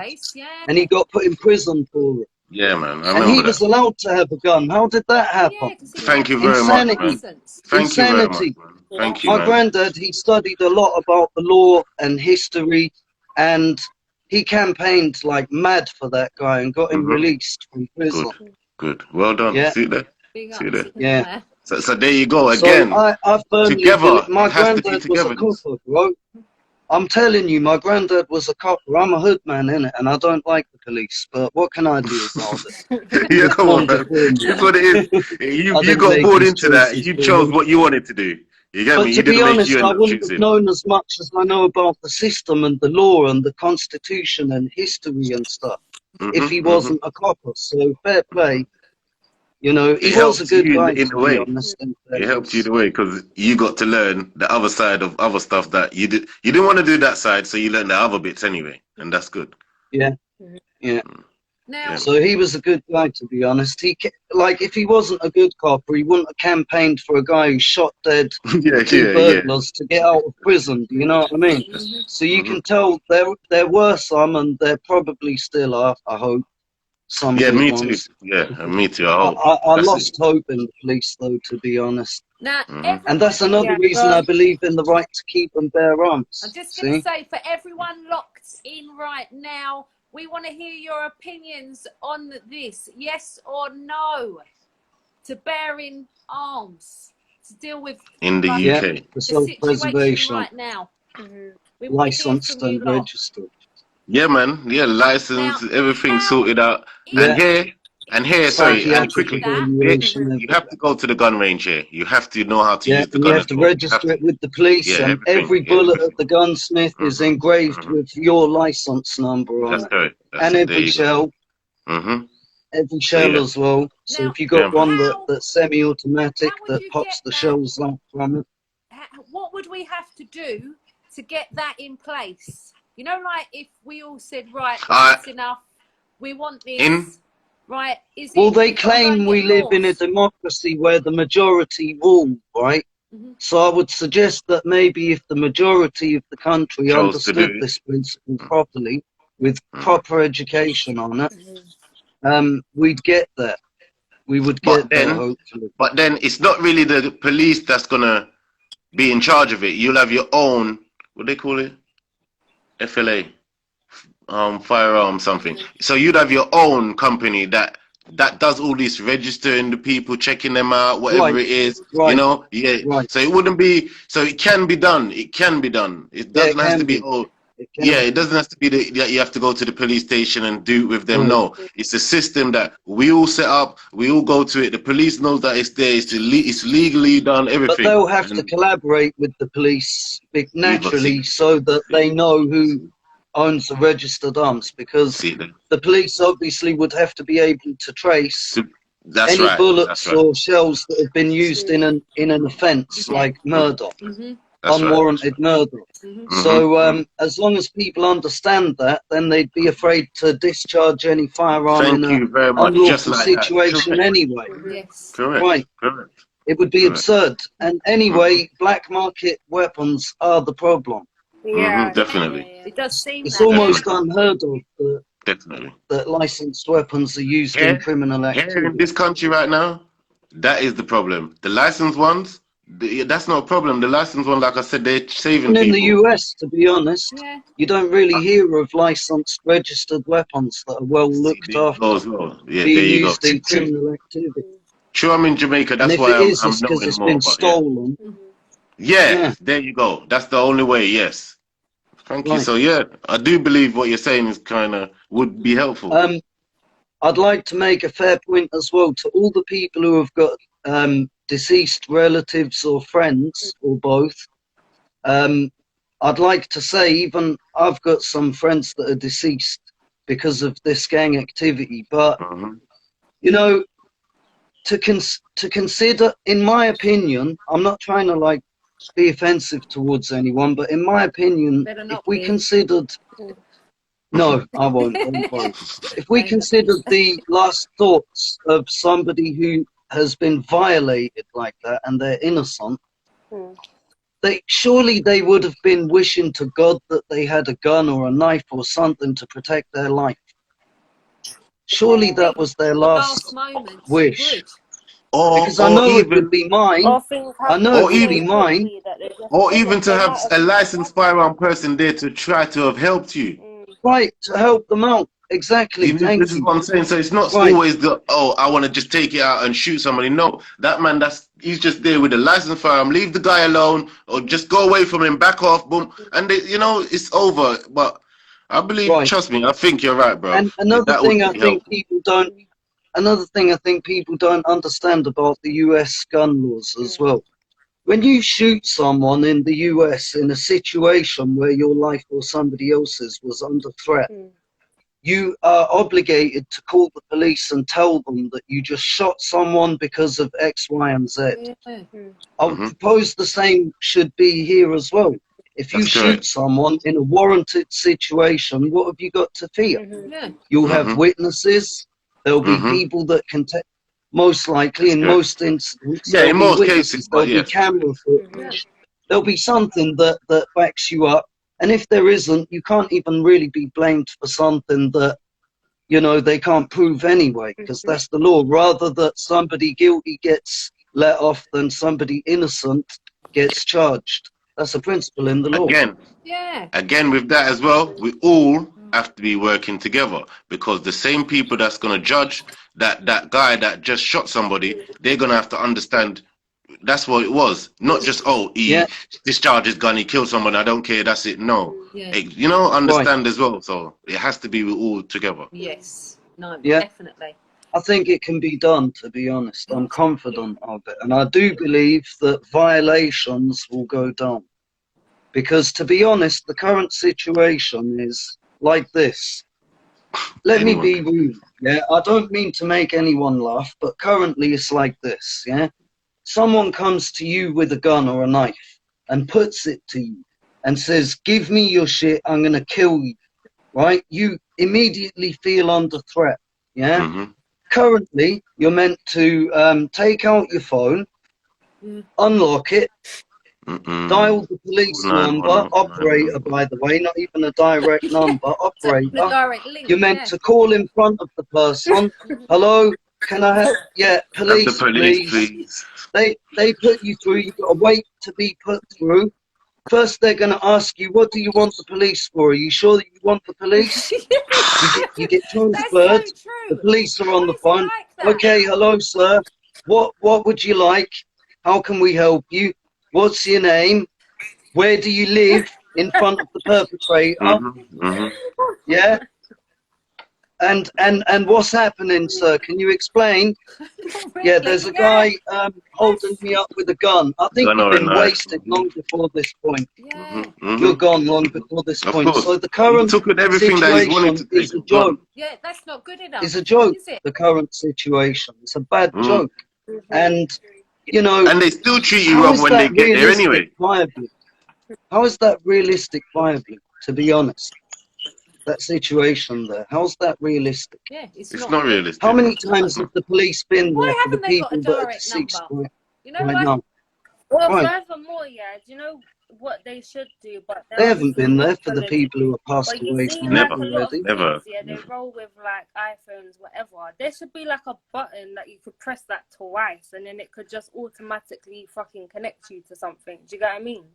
I know, like Right, they like have the police on or the something, screen, like, Yeah, oh, emergency yeah, that's call or possible. something. But then, as you said, that Yeah, takes long anyway. If there was a button or Yeah. something, like that's where right, like an technology could actually emergency help button as on the well. Do you telephone. get- Yeah, that's a good Make idea. it easier to That's a connect good the idea. emergency services and all that Yeah. to. Because I've never. Yeah, because this It is never dawned on that's me, true. you know. That is a good idea. Yeah, when That's you're in true. an Yeah, emergency and all that. Now yeah, this is life and death situation stuff. So yeah. that's something for them Wicked to good. really It can work just on be for a real. button that's slightly For real. indented into the For side of real. the phone so you don't press it accidentally in Yeah, your That's pocket. it. as well. That's It it. can only be pressed deliberately. Yeah, no, wicked. Yeah, I'm liking these ideas a lot. So big up. And that's You know, just I just thought of that's this when more you for were the talking as phone well. company, you That's know. Crystalla. That's just more the phone company to put that button on it, Yeah, you know. yeah, Yeah. but bro, we're talking about companies that still can't give you a correct Thank you. image, like, Thank on the you. front camera. That's the next thing. Yep. I Oh know. my Look I at God. my know. cap, The it's system's still there. backwards. My face is backwards here, yours is as well. Right, I want to take What is this another. shit? There's somebody else requesting. I think it may be Crystalla, or somebody else wanting to get up. So I don't know if Laws, you want to pop No, up. I'm good, man. Well, I need to wanna- go on my own live shortly anyway because okay. I've got a talk that I want to do as well. So Oh, okay. yeah, I'll hop off of this. Yeah, and I got my show at 3:00. Ah, Well, are you on when I for say 3:00, I mean Jamaica time. Jamaica time 4:00. Sorry, and English time 9. Yeah, sorry. Ah, okay. Nice. We'll try and lock into that, yeah. But Yeah. bless up, yeah, for everything. No, bless it, man. Yeah, Bless it. And it was Message me, good. Yeah. bro. Yo, bro. Message me, bro. Yeah. Yes, keep doing your stuff, brother. Trust me. Yeah, I will. DM me, brother. Yeah, I will. Definitely, man. wicked. Cool. Oh, I've loved this evening. It's like the amount of good ideas and, you know, suggestions for Right, hang on, let's see. Hopefully that's, yeah, Christella and Hazel, yes. Right. I love the way you broke that down, broski, as well.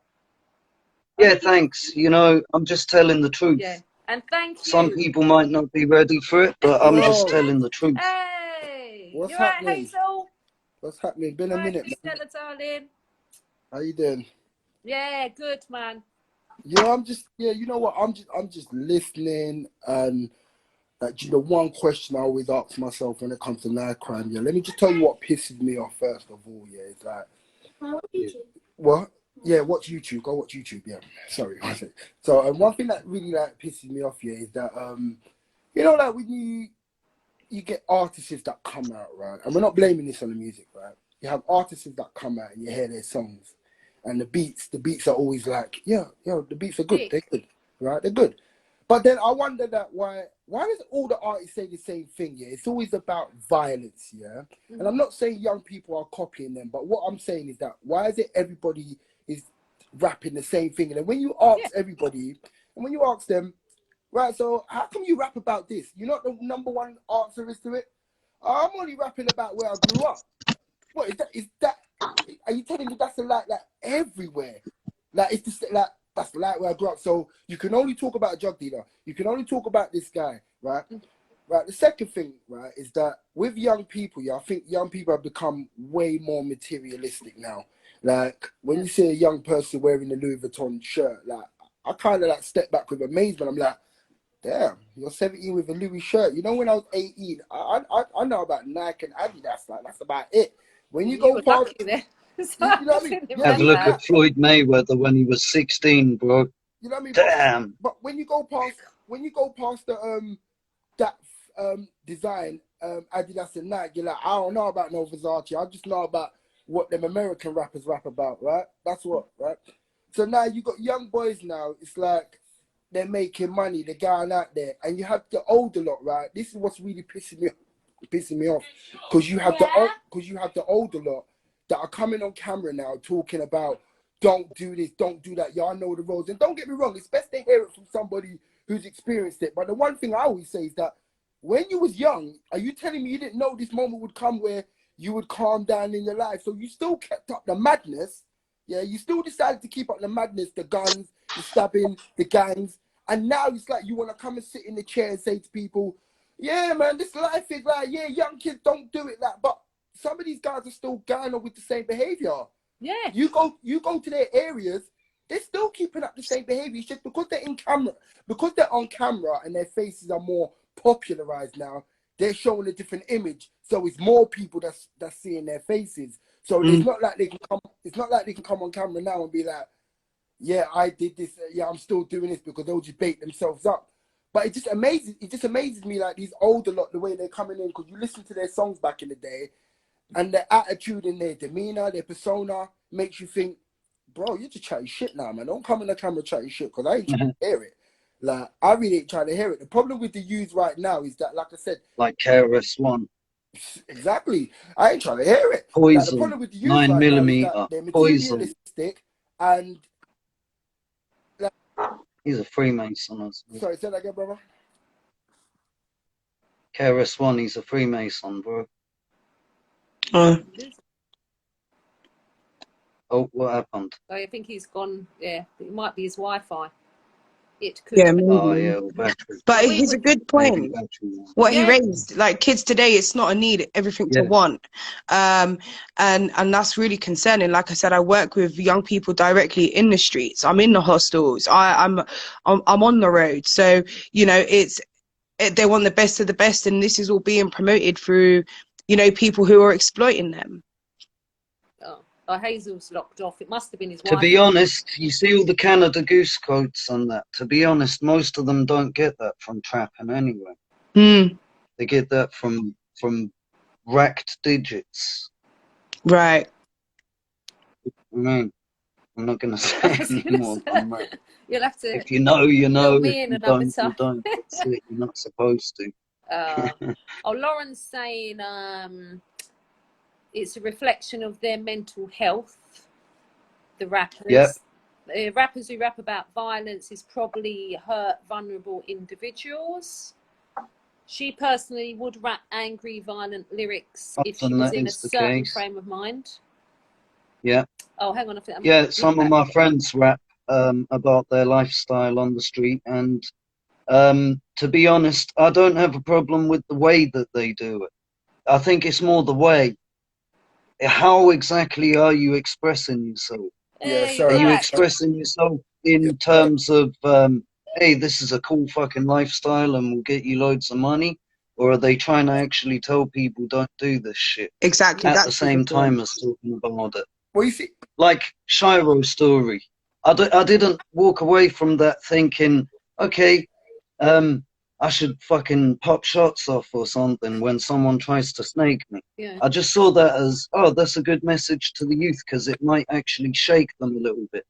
I think TS, have you heard of TS?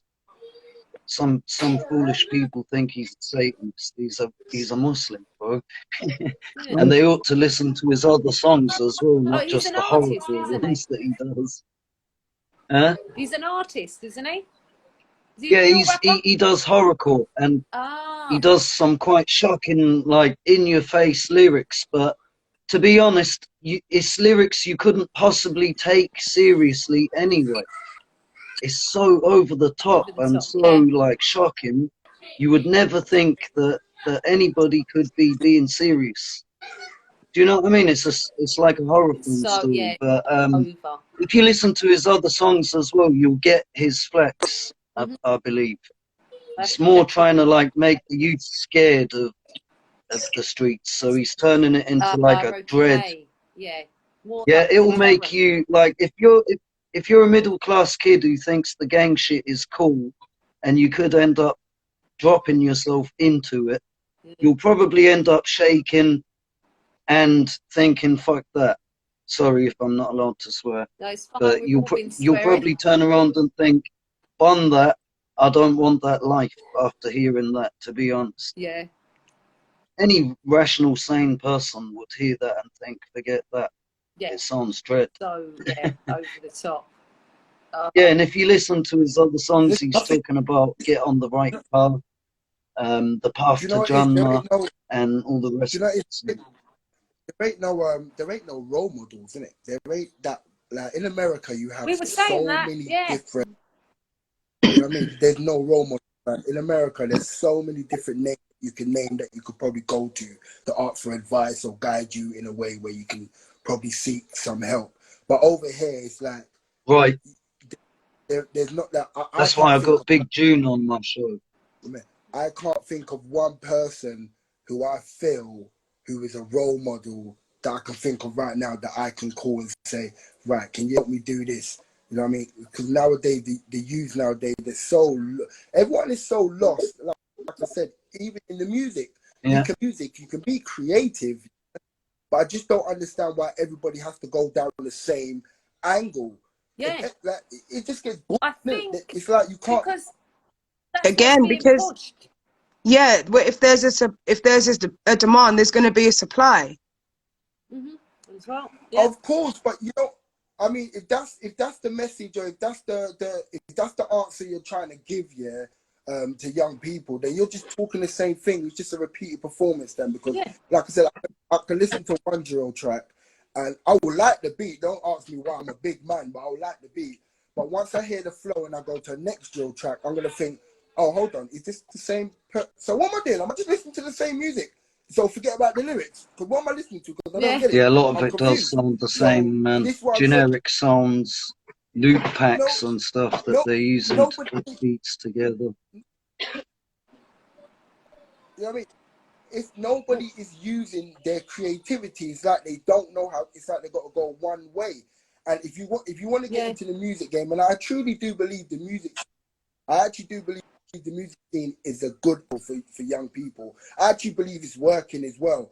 But if you're going to just go down the angle of just talking about violence and my shoes and my girls and my Versace and my Balenciagas, remember, you are talking stuff that some young people, not all, are going to look up and be like, yo, I want that. So what's my man doing to get that? What's he saying? Stay in the kitchen, up the pots. Is that what he's saying? Whip up the pots here. What you saying? Break down the pebble thing. What? Move it down there. All right, I'm gonna do that. And then once you get to that lifestyle, once greed kicks in, it's hard to separate yourself away from greed, and that's the one problem everybody in the streets had is greed. Yeah, they could not come out when it was time to. Yeah, and to be honest, Yeah, I've known people who. I know someone who capped his own friend, bro. Shit. And listen, I don't support that, and I'm not friends listen, with that person, just to be clear. Yeah. But listen, it's been on the news anyway. It's old school. no, listen. That kind of I'm not situation, saying anything that. that kind of situation been happening for years, decades. Yeah, that ain't nothing new. People been doing that. When you get into that certain lifestyle and that certain game, yeah, it's dangerous. That's why the music game right now, I really do support it. But we need to find someone who's creative. Because I'm not being funny. We're just going to be going around in circles. Oh yeah, we've got another Central C. We've got another Digger D. I'm like, what are you chatting about? Here we go. Here we go. Balenciagas again. Balenciagas again. The problem is they have flow and good beats as well. Yeah, The just beats, what they're saying. I'm not knocking their talent though. Oh. Listen, I would never. Laura's They're good, saying, but yeah, she's just put a message it's up. true. She's saying her partner in particular is fed up of youths, little effing youths acting bad, no fear, approaching olders. You look like an op. Is that my That's man? true. Mm-hmm. Yeah, that is true. I was saying it the other day. I said when I was some young, of them right, do. Yeah. But when I was young, I've always been into R&B, hip hop, and 60s music. But when I was young, growing up, right, if it was American music, what you lot got to understand is, right, and Sweetly, you will understand this. Back, if it wasn't American music was listening to, it was the top 40, right? Bon Jovi, Yeah. Wet, Boyzone. They were just polluting our ears. Yeah, they were just polluting our ears. Alternate. Do you remember Alternate? No, listen though. They were polluting our ears with constant steps. Bewitched. It was like, listen, I gotta go listen to some Wu-Tang, I gotta go over here. Like, what's going on in England? Yeah. But now, think about it. That's when I was between the ages of 8 till 17. That's a long time for when I grow up, apart from listening to the reggae from what my family are playing and whatever American music. That's a long time to go without no homegrown music to listen to, apart from Omar, Sade, and all that. But now, here's my point. Sorry to go around the bend with it, but here's my point. Now, what does a kid that's age 7 to 18 listen to now? Right now, what are they listening to right now? Well, what's being promoted? Exactly. Rubbish. So Trap. On all the top stations and all the platforms. Exactly. So you can catch an 8-year-old, a 9-year-old, walk along the road, you'll be like, is that 8-year-old singing Digger? No, wait. Hold up. Is he? Is that little 11-year-old quoting M24? That's, to me, I know it's music, but guys, we're doing the gun lean. Problem. Yeah, that's a, no, oh my God, don't piss me off. Don't piss me off. Gun lean. Don't piss me off. What are you doing? Like what? You know, when I was young, I had a Jodeci, The Diary of a Mad Bandit. When my mum found out you're listening to, no, I'm taking that. She don't want me to listen to that. Them Jodeci freak me or talk about turning off the lights. You're 9, you're 10. You should be listening to that. So nowadays, parents, when it comes to songs, they're hypnotized by the beat. And that's the genius. And that's actually the genius of producers, UK producers. Because I actually call it geniuses to have me, a big man, like, nah, that beat's cold. I can't lie. That beat is cold. And I'm a big man, you know, and I'm saying that beat is cold. But it's the direction that we're going in. It's the direction. It's like, you can't speak about anything else. You're going to just say, yes, it's where I grow up, innit? Well, you better do some acting then. You better go get a degree then. Go find a backup plan. So how do we find a solution to using this weapon in our favor. So again, it goes down to what are they? You can use it. You can make anything out of drill. It doesn't have to be violent. It doesn't have to be about. Yeah. Be creative. I've got some Or it drill could just artists be a that horror drill story. positivity. But I would say that. Exactly. You doesn't have to be. You just said it. You just said it, girl. Yeah. Like you can. And make, I don't. You can That's the thing. I do not support it at all. You know all of that. You know the bad lyrics and all that. But you can channel. You can learn to channel it. Like I said, listen. You're an artist. Yeah. You're an artist. An artist. You don't have to come out and penalize yourself or put yourself in that. I just meant you're an artist. You are here to create and make us listen to something that we've never heard before. I don't want to hear the same stuff coming out my speakers. I'm sorry, that what am I wasting? Why am I giving you putting money in your pocket? Because that's where the streaming comes in now, which is a whole nother conversation. Even if I don't like a song and it plays on my stuff, I'm just giving you money because it's streamed now. I actually hate that because I don't like the song, but it came on. So now I'm giving you money. Yeah. Well, I'm not gonna lie. Yeah, I'm not gonna lie. Every single time I try to make a beat, it ends up being drill. Oh, God. I don't know why. I start off saying I'm gonna make a pop song. Yeah. I'm gonna do something different, and then it turns into a drill beat. Yeah. You know what? Let me ask you. Let's ask a serious question then. Right? I can't help it. I'm cursed as a drill producer, bro. No, listen. Here is a serious question. In America, you got Boys to Men, H-Town, Silk. You got so many black groups, yeah. Jodeci, 112, Jagged. Have you noticed something? Hold on. Are you telling me there's 2 girls in there? You telling me you've never had a man that wants to sing to you like, no, I'm not rapping. I'm not drilling my gal. I'm singing to her. What? This girl sexy to her. See, I'm lucky. I know a lot of singers. You know what? I think R&B on a drill beat sounds fucking hard, bro. This is what I've been trying to do. Like, this is exactly what I've been trying to do. Like, I work in music, and I've had this vision for a long time of using drill in a more positive way. And it's just being able to find the right people and the right artists, like, who are willing to be creative enough to do that.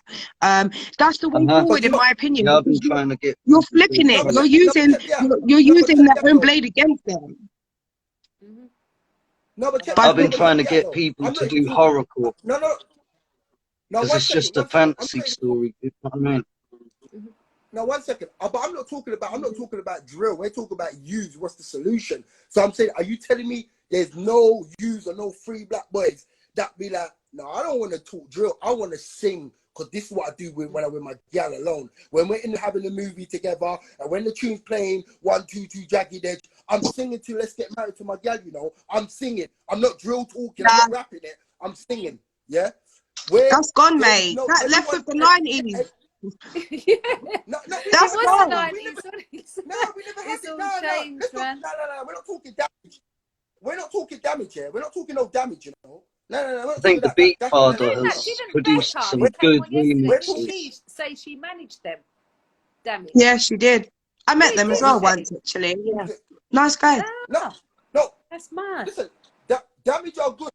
I'm not talking about another level or no damn thing. What I'm talking about is normal black boys that's on the roads that look like they're on the drill thing, but when they open their mouth, I'm saying, where are those singers? Where are those boys? Everyone wants to be hard. Everyone wants to spread the message of hard. I'm telling you, like, I just asked you 2 ladies. Yeah. But there's never had some lovely voices. But we know. Come on, you're like, oh, babe.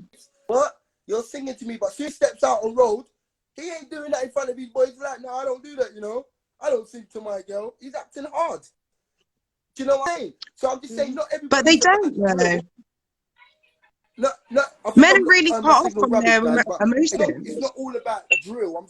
There must be some singers. There must be somebody who's got somebody that's got a heart that I want to sing to my woman.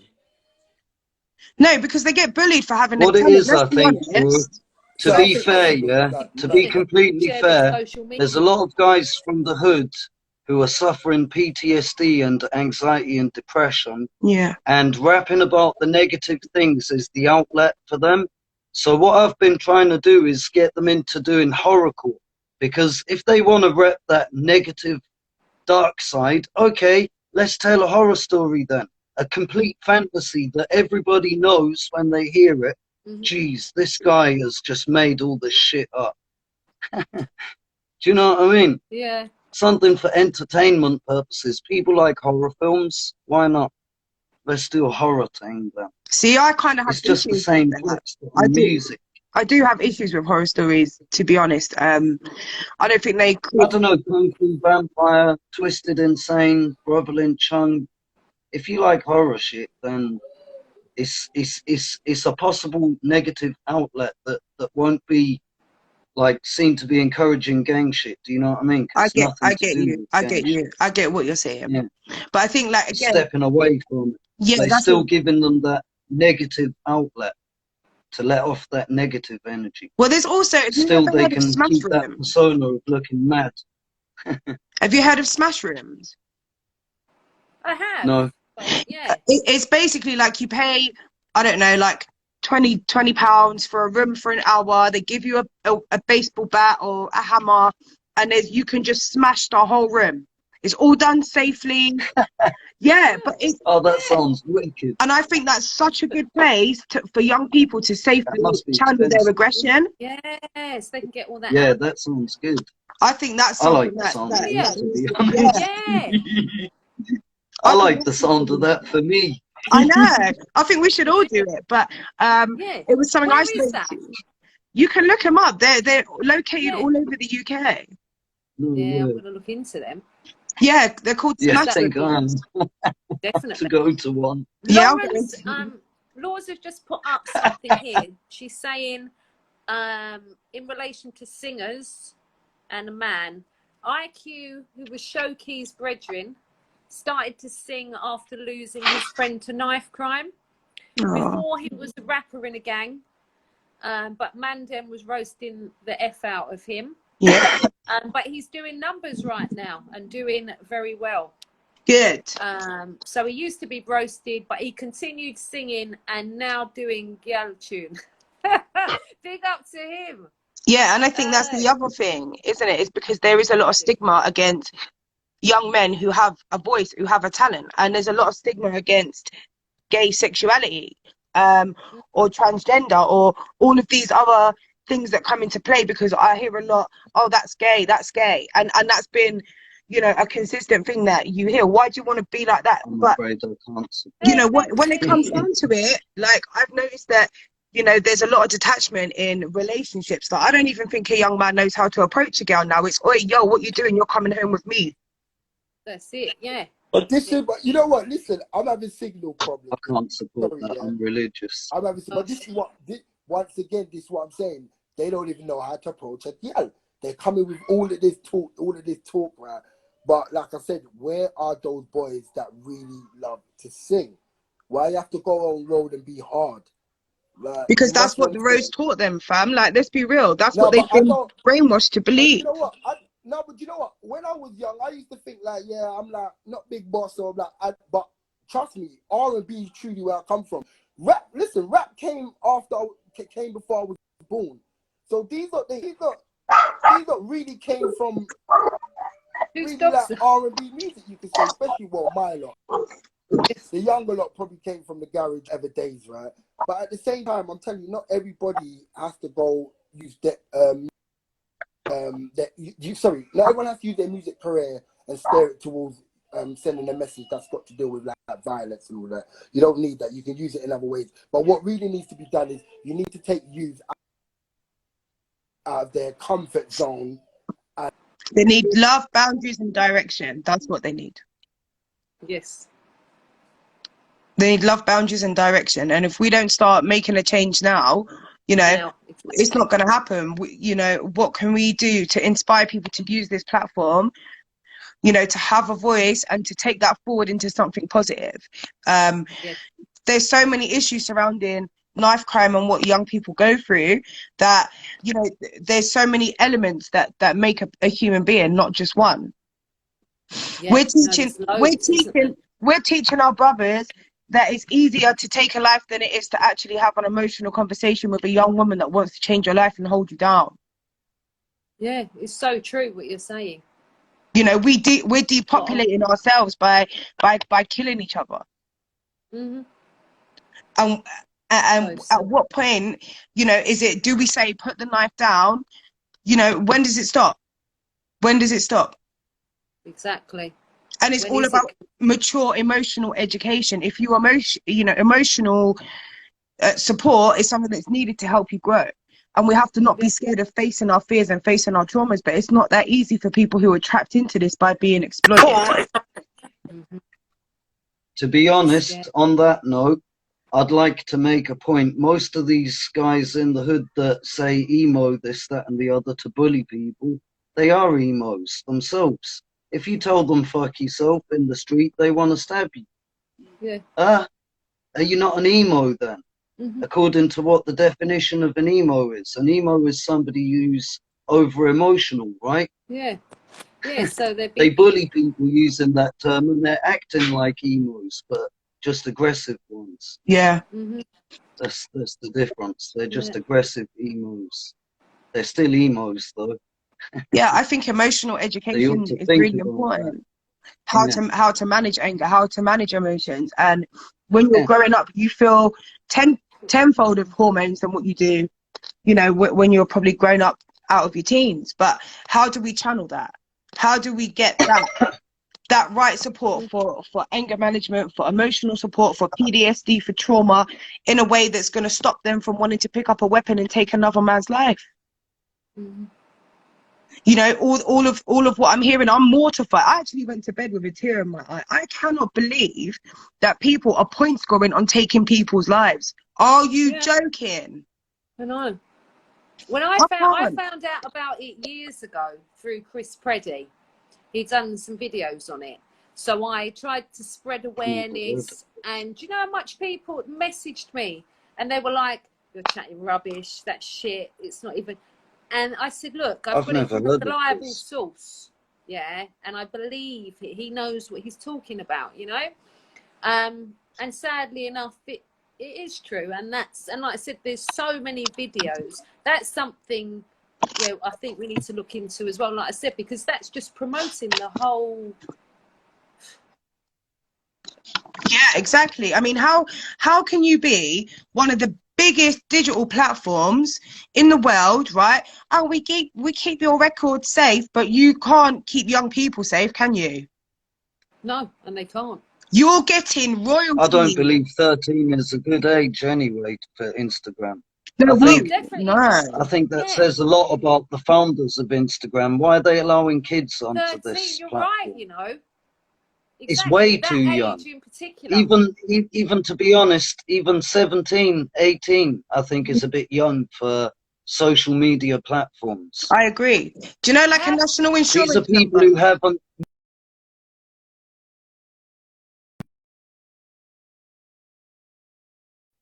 In political points and,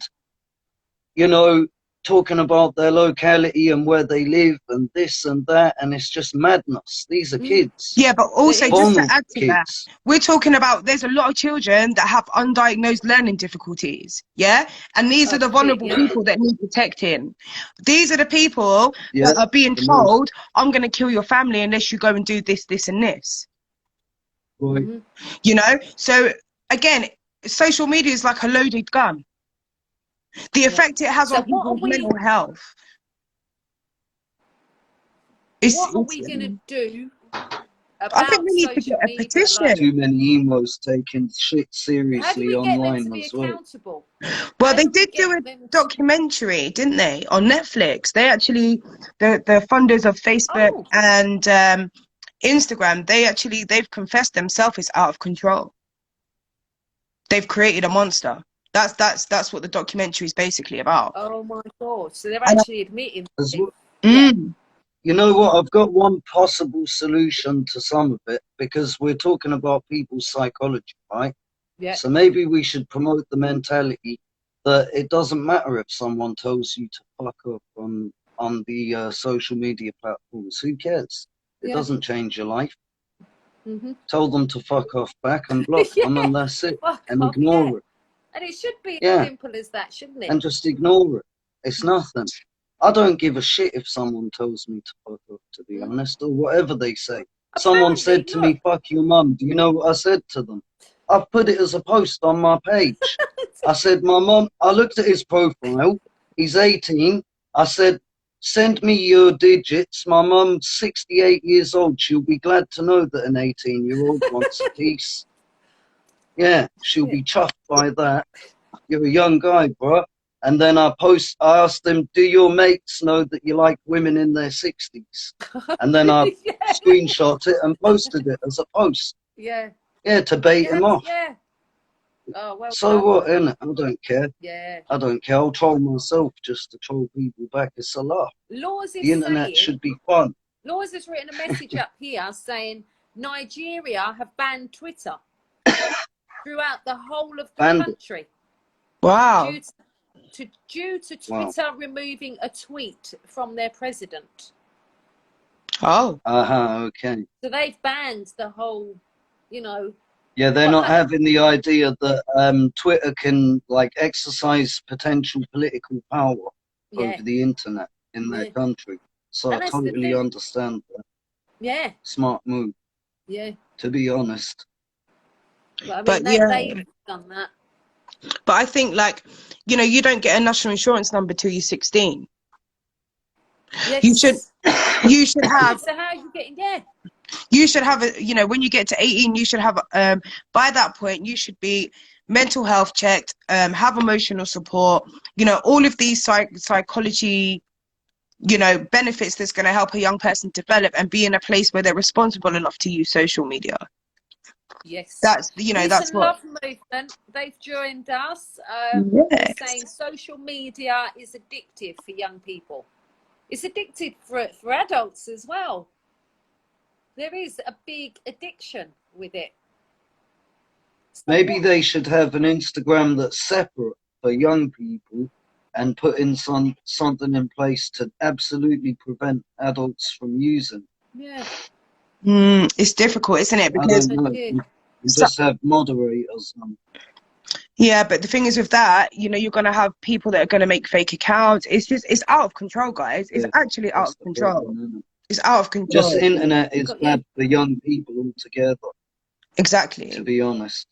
And now it falls down to the parents' responsibilities, and it falls down to the companies like Google and YouTube that are allowing these streams of people that losing their life to get royalties from. It's disgusting.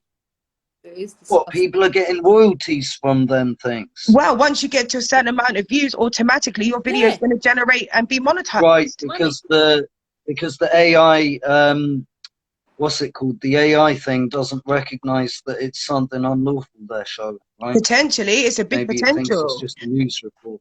Big potentially that some people are going to make money from it. The companies make money from it. YouTube's going to make money from it.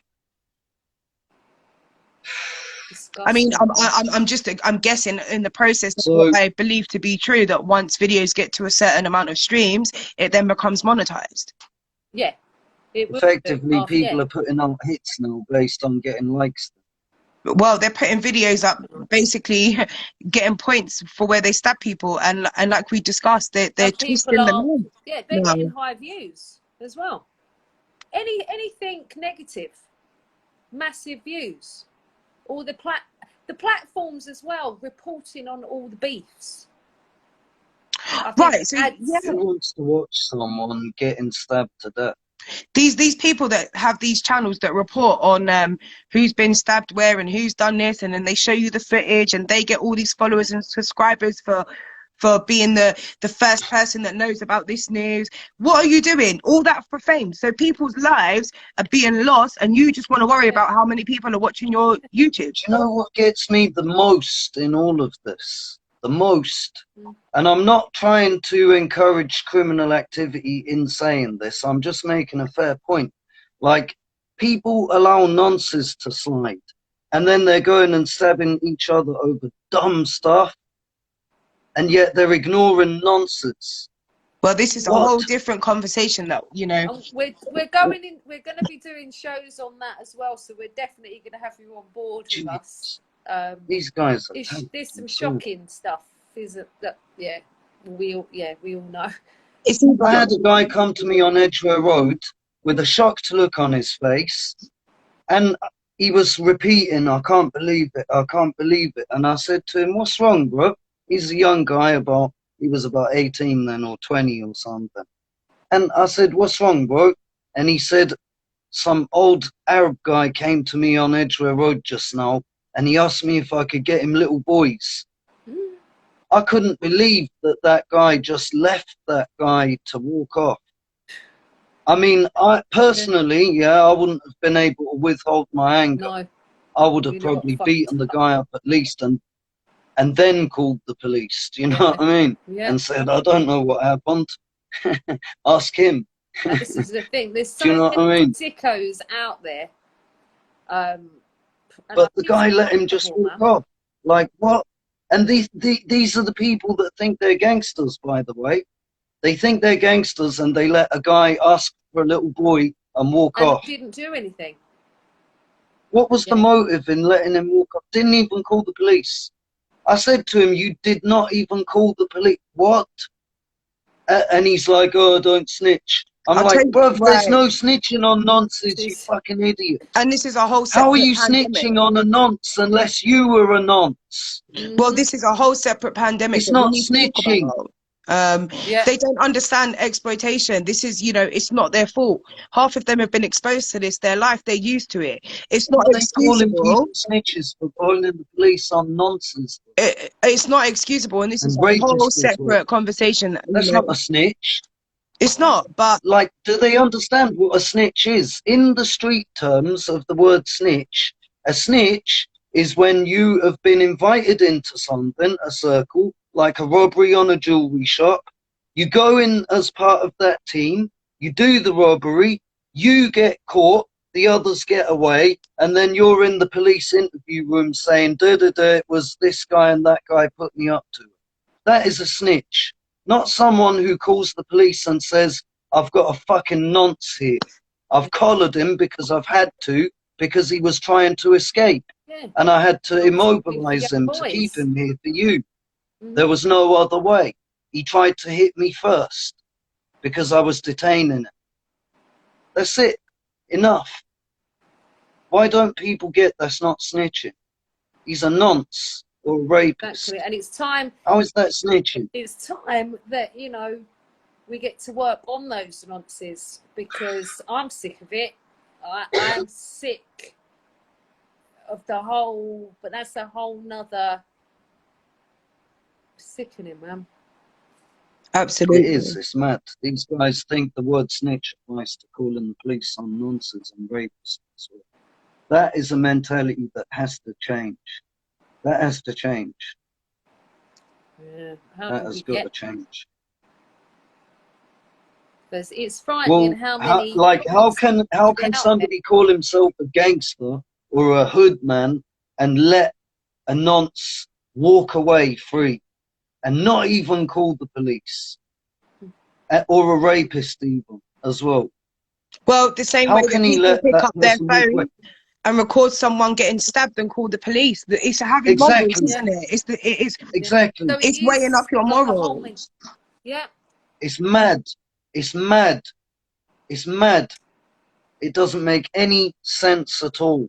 That's what I was trying to say when I said I don't get how they're stabbing each other, but they let nonsense slide. Like, how are you calling yourself a gangster? Yeah, exactly. When you're letting these people slide. Listen, how are you not filled with shame to show your face after them to anybody? A real gangster understands. A real gangster understands what family means, what loyalty means, what respect means. What, you know, that's what a gangster is. A gangster is someone that's not scared to talk to the Most High and be vulnerable. That's a gangster. A gangster is someone that's lived through fighting someone, you know, who has bad intentions and still stands there and gives their life to try to help other people. I'm not praising them, but look at the mafia, for example. I'm not praising them, but I've got a godfather that is actually Sicilian mafioso family, and he's from the Conte family. I'm not baiting anything off because they all know about this in Sicily anyway. It's known. But, you know, he wouldn't let nonsense slide. Not a chance. Not a chance. Well, do you I'm know not what? saying he'd. People wouldn't. Yeah, When but we're I'm ready to just talk saying he about wouldn't this, let them you have slide. to come on, because I want to save all of this. I want to save this because it's going to be a real No, in-depth conversation Hmm. around that. So they don't tolerate that stuff. And these guys are people who, I'm not Christian, but I'm religious. But I'm just saying, these guys pray to God daily, multiple times a day. They murder someone, they go and they pay. I'm not saying it's right. I'm just saying they at least know they've done wrong, and they go and they donate money to charity, and they try to at least say, God forgive me. At least they're doing that. But what, these guys think they can't pray for guidance? They think they can't turn to the Creator. They think that's weak or something. That's a strength to do that. That's a strength to tell your friends that as well. Why don't you seek guidance? To be honest, Yeah. I found Islam in 2004 and I changed a lot since then. A lot. Yeah, it's quite a while then, isn't it?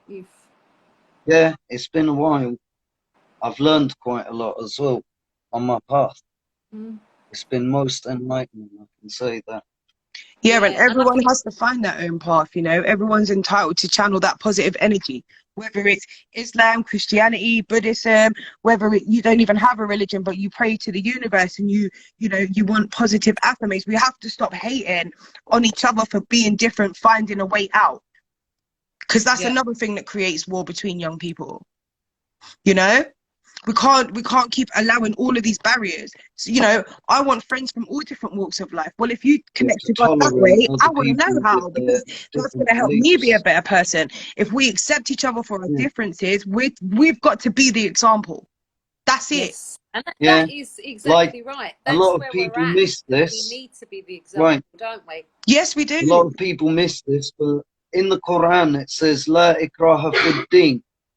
There is no compulsion in religion because the truth is clear from error. That basically means you can't force your religion on anybody. You have no right. Yeah. Everyone's There's no allowed. sense in it. Exactly. And from my perspective, as long as you're a better person, it doesn't matter what you call God. It doesn't, you know, why should that affect my life? You are free to choose how you want to worship the Most High and be thankful for your life. Yeah. That's your choice. And if you And want I to debate it, respect you. I'll go to a debate place I'm like like that Hyde too. Park Yeah. Speaker's Corner Yeah, we have to and respect each debate other. it out there. And only we can make that Yeah. difference. Literally, you know, we have to put our differences aside. We have to grow up. The world, do you know what? We need to grow up. That's it. Grow up. Be responsible. Yeah. Look out for Yeah. each Take other. responsibility. Yeah. Exactly. You know, For all, what's going on. the other thing that I'm noticing is that young people are abusing older, vulnerable adults. There was you know, this was years ago. They slapped the crap out of an old man at a bus stop, pushed him on the floor and stole his phone and took £5. You know, where's the respect for these people that have walked the earth for longer than us? Where? Yeah. Someone in my hood stabbed a guy in the heart for an iPhone 6. You see? Yeah. He's now roasting in prison, and I can guarantee you, every day that he's staring at those cell walls, he's wishing that he didn't do that for an iPhone 6 or for any reason. It's not worth it. Go Maybe into his friends should prison. ask him that question. Are you happy with your destiny? That you're now... Are you not are you happy with your destiny, because you should be anyway, but because that's God's choice for you. Yes. But are you happy with the choices that you made when you decided to stab a guy in the heart for an iPhone 6? On reflection, now that you're sat in 4 walls that you can't get out of, are you happy that you made that decision? I'm pretty sure he's going to say no. Yeah, me too. I'm not happy. I wish I could rewind time and undo that stupid decision. Yeah, it's not worth it. Peace and Love movement saying tolerance is missing. Yep. Yep. And we've got Jester up. We'd love you to come up on the live, Jester. We'd love to hear from you tonight. So if you can, I'll try and request you. If you can do it, come on. Do you know what, Sweets? Do you know what? I've just had a thought. Right, you know what they did with COVID when everyone had to go and clap for a minute outside there? Guys, every week we should go outside our house and clap to stop knife crime. That's what we should do. I love that. Yeah. Yes. That's what we should do. Yes. We need to get an advert promo. Let me just see if I can add it up just a quick. That is a wicked idea, man. I love that. As you were saying it, I was just thinking, oh my God. That's the only way for all of us to unite. We should get all the kids to make flyers, all the parents to make flyers. Everybody's affected by knife crime. Everyone needs to make change. Let's go and clap. Let's go and do it. Let's use these weapons together. Hello. Yes, Big up on yourself, everybody. Good, CRYSTALLA, and right, sweetly, and romantic, everything's good. Come on, bro. Yeah, everything's good. You? How's your family, bro? Yeah, man, everybody's good. Kids are good. Wifey's good. I'm good. I just good. And I saw that's it then. Quick. Alhamdulillah. Lovely getting better that's it. As well last night. Okay. Yeah, she was telling me. Yeah, and I mean, you two are just something else. The two of you, you're doing so much work out here. We're really proud of you. Thank you very much. You lot are doing your work as well. And like what I used to say, when I first started making the music, yeah, because I know a lot of people will say, yo, he's only making music. That ain't tackling the problem. And what I say is, when we have this problem right now, we're talking about governance. It's like in the community, right, yeah? To make sure the society is productive, we have people that take care of the education. Then you have some people that police them. You have some people that guide them. Then you have this. Then you have the social part of it. So, like we're trying to govern our community because of everything that's happening. We can't all do the same things. Then you understand? Some of us have to be the people that's there that's going to uplift the youths. You understand? So they got more self-worth to make better choices. Some of us is going to do exactly like what Farron's doing. You understand? Some people are going to do exactly what Raspic's doing. Some people are going to do what you're doing and Crystal's doing and Romantic Zero. We vocalize, yeah, and keep the narrative going that this has to stop. But and when you say, you know what? It just seems it might get disheartening at times because of trying like everybody's trying to put together, and then we might see something so horrible. Like next week, and you think it's like everything that's been happening is, but it's like we just have to remain vigilant because we have to remember, say this is a humanity issue. It's always been happening, you know. It's always been happening. So true. It's so sick right now because the kids are so young, man. Like so young. I know. I saw a video on the internet the other day.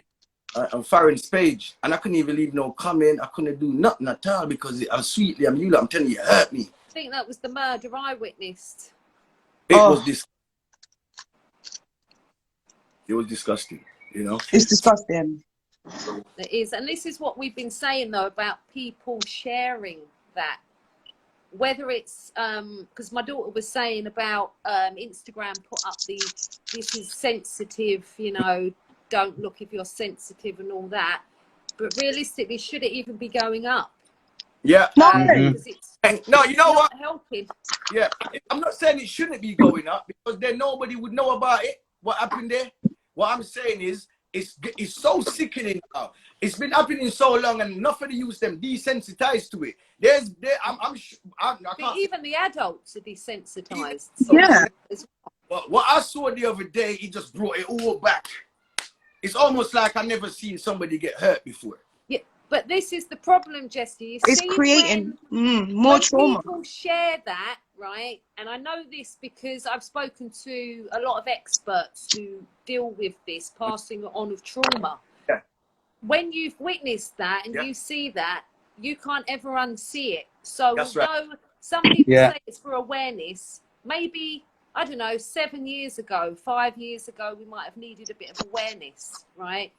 I don't know anybody who's not aware of what's going on. Even people who you wouldn't even expect who might have mega money, you know. Yeah. There's knife crime everywhere. Like it's affecting all of us. Come on. But we actually considered that as a solution, Jester, that people stop sharing those videos. Yeah.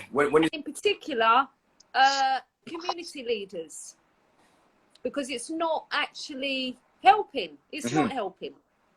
We need to do a clap, guys. I'm sorry. I think we should just go and make posters right now and bloody get our asses out there, toot our horns, I've got a and suggestion. do this for knife crime. I've got a good Did you hear suggestion. what she suggested? Maybe. Esther? About the posters. Yeah, No, and do like the what they clap. did, what they did for COVID. Every week we should go outside our houses every day until we start getting attention. It's the only way to pull everyone together.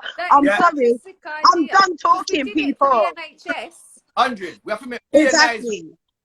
You understand? Somebody have to listen. Can we ever make one leap? Peace and love And it's movement. They're saying great idea, and make videos, post them up, use end knife crime, and get it viral. You know Yeah. what? Yeah, I think I've that's got a what we good need to do. solution as well. I think that's what we need to Why do. aren't Instagram blocking and deleting pages who share and like these videos? Exactly. How do we get them responsible for that?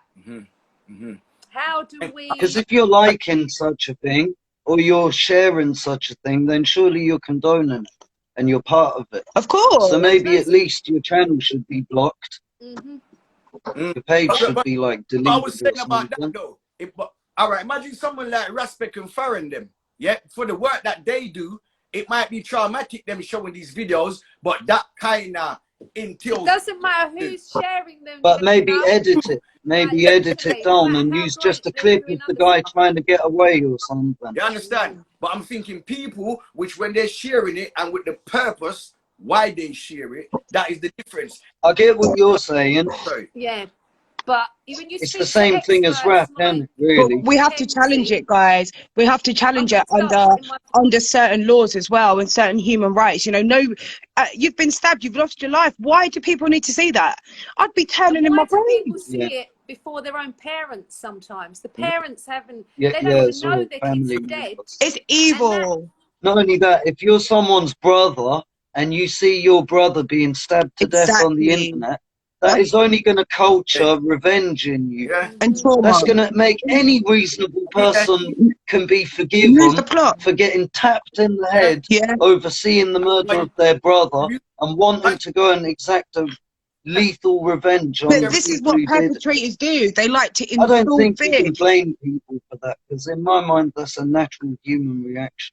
But again, you know, this is fear mentality, guys. You shouldn't be allowed to post it because of that. Exactly, but we live in a fear mentality world, and it's like, you know, if you're a gang and you decide that you want to, I don't know, stab a young man and you leave that on YouTube, you're reinforcing that trauma to that person to say, I've always got one over you. It's got to stop. I'm going to make a poster, mate. I'm going out in the car in about 20 minutes. I'm telling you. Then be educating. That's what I want everyone in this group chat to do, to stay here. You know. Exactly. And start it. Let's just start it. Let's just do it from now. What have we got to lose, guys? I know I can get loads of people involved in it as well. Momentum, because everybody's them song sheet. You understand? Really and truly. But as I'm saying, you know when you see you can bring the ass to the water, but you can't make the ass drink the water. Yeah? So a lot of this start re-educating the boys them of whatever they you understand, and the things what they call cool. Yeah, that's why I'm saying don't try to be bad because you're black. You understand, because when you say bad, and everything that's good nowadays, we turn around and say, yo, that's wicked. Just one of these connotations, that's desensitizing as well to how a man builds his character. So when I grew up and he wants to be cool, all of the cool things are now bad. So for me to be cool, I've got to be a bad man. Exactly. It's almost like, they're brainwashing. And basically how you see yourself. It's an identity crisis, you know, sweetly. All of us has been through it. It is. But it's like this identity crisis. I mean, when I was younger, it was like 17, 18. Nowadays, it's like 11 and 12. So by the time it's 13, 14, and because sometimes the parents them leave them to do, like, you understand? No, a lot of the families is broken down so much that there's no boundaries there. You can't even control your own child. So when your child has got a young, immature brain and he's been exposed to so much, but he's thinking that he's a man. Absolutely. Was leaving school. But I'm gonna be 60. The man's doing the exams right now. So yeah, well, next year I'm a big man. Nowadays they're going to high school and now they're a man. So they want to do man stuff. You understand? They start trying to think like a man and act like a man, but the brain ain't developed yet. And a lot of times, yeah, I feel so sorry for them, sweetly. And this is why I say, even the ones that commit crimes, when they're young, I still feel like it's not their fault because they don't fully understand what they're doing. Because doing the right, when you're that young, once it's coming on the other way and it's coming back to you, they start crying for their moms. They're going to the courthouse, and when the jail slap them 20 years, they will start crying, throwing up and stuff. So it's up here. They don't really understand what they're doing. That's what we were saying. We were saying about emotional maturity in young people and how to manage emotions. And I know you work with young people and do a lot in the community. So you, like myself, with firsthand, we see it all the time.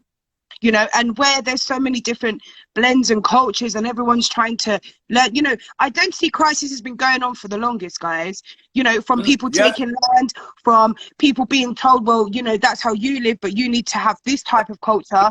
And it's money, power, greed. I mean, my identity crisis was growing up with a Barbie with blonde hair that was 6 foot tall on a tiny waist. Well, I'm a mixed waist woman and I'm thick, you know, I had to learn that through understanding who I was, but I didn't take someone's life because of it, you know, and that having that emotional maturity to love yourself, do you know what I mean? And to give love, to give it to, we're all seeds.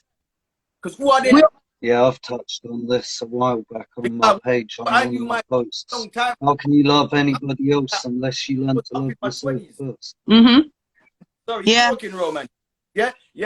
Like, it was only when I really knew who I was, you understand, that I really started to make changes. Then I realized I was trying to make changes before. But what was happening, whoever you tell yourself that you are, you know, you see, if you're not being real to that, and everything that I'm representing, everything that I'm calling my integrity and my principles, and I'm going to act like this in that, because that's how I am.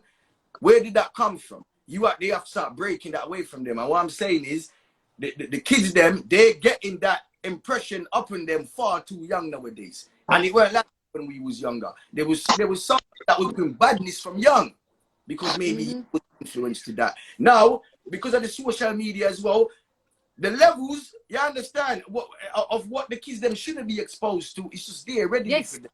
Too readily available. That keeps coming up every show that we've done. That comes up every time, the social media. It's a big problem. They shouldn't have it. They literally should not have it. They should be banned. I thought that was a good idea that you had, romantic serial killer, about having maybe a separate social media for children. Okay. But then, like it was said, how would it be monitored and how would it be made sure for definite that there are not people like nonsense? This is the problem.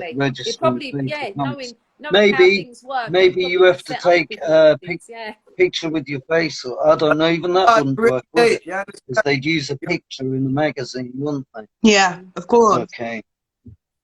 Because AI is not as smart as people think. So it really is. Banning, isn't That's why I'm worried about those dogs, like they showed us on Black Mirror. Have you seen that? I've not seen Black that Mirror. one. I've heard of that. Yeah, I've heard of it. But again, we've got dogs like that now. But then I'm worried.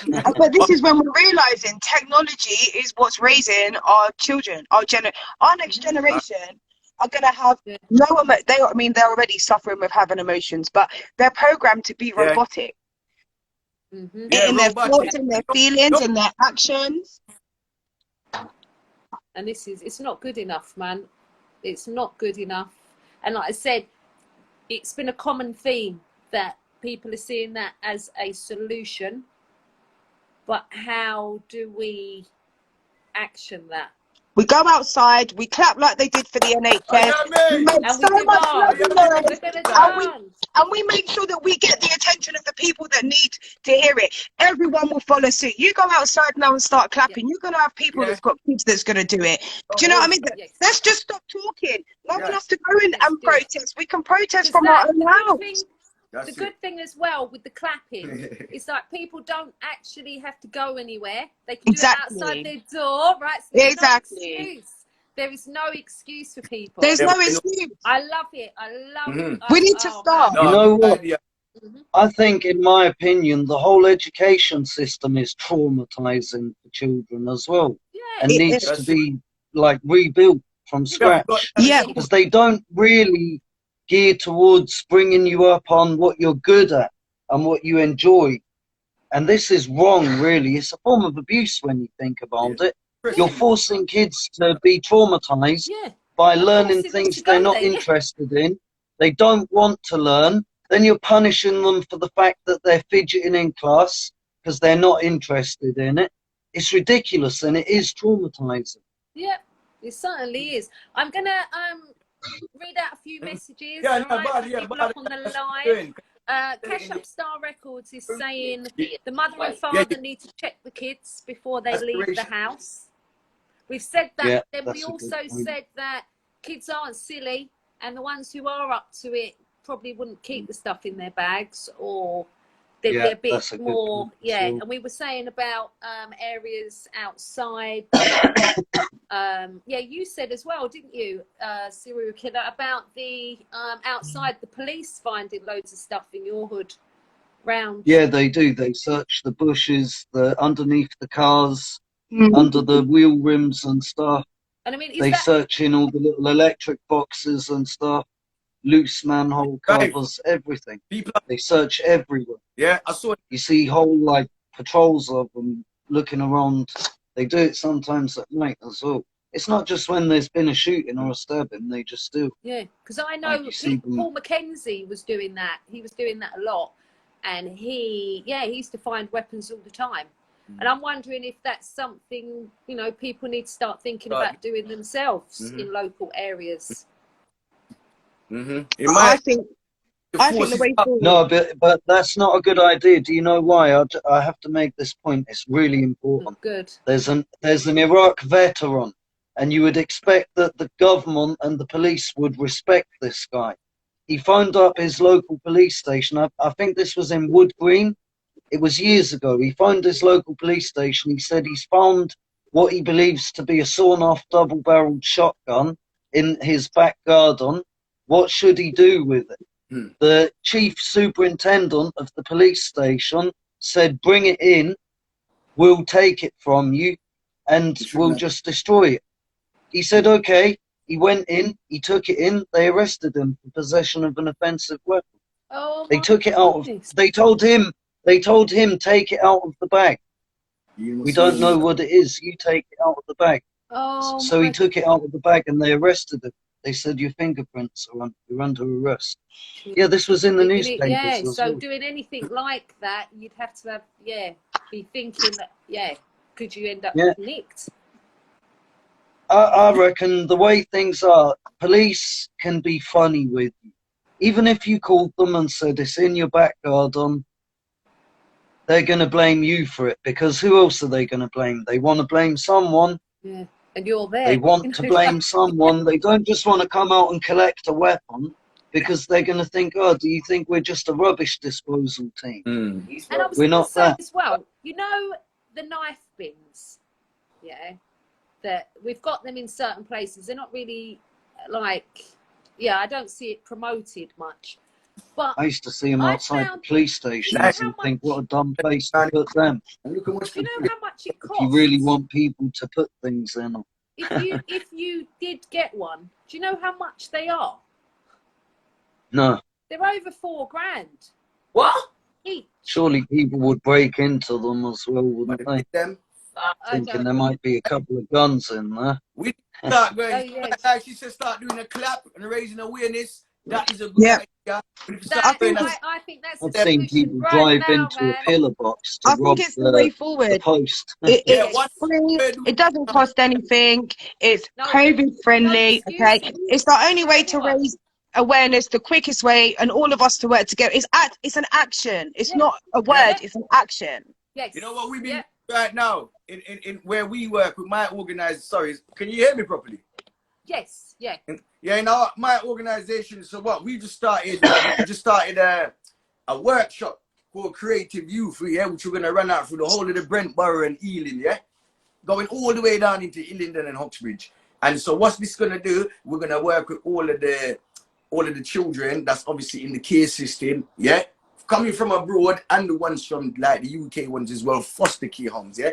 And this workshop is about creative writing, you understand, editorial skills. So it's a workshop, but we're gonna build them up as well, personal development them. Yeah, so every single week they're gonna have a seminar. Now the kids, they're gonna be the ones taking charge of leading every activity that this workshop entails. You understand? So when it comes to the drama side, yeah, with the acting, and really and truly because you know when a lot of young kids start, because this was so fearful to them, why enough man jump in the road, yeah, they start seeing where they want to get to, yeah.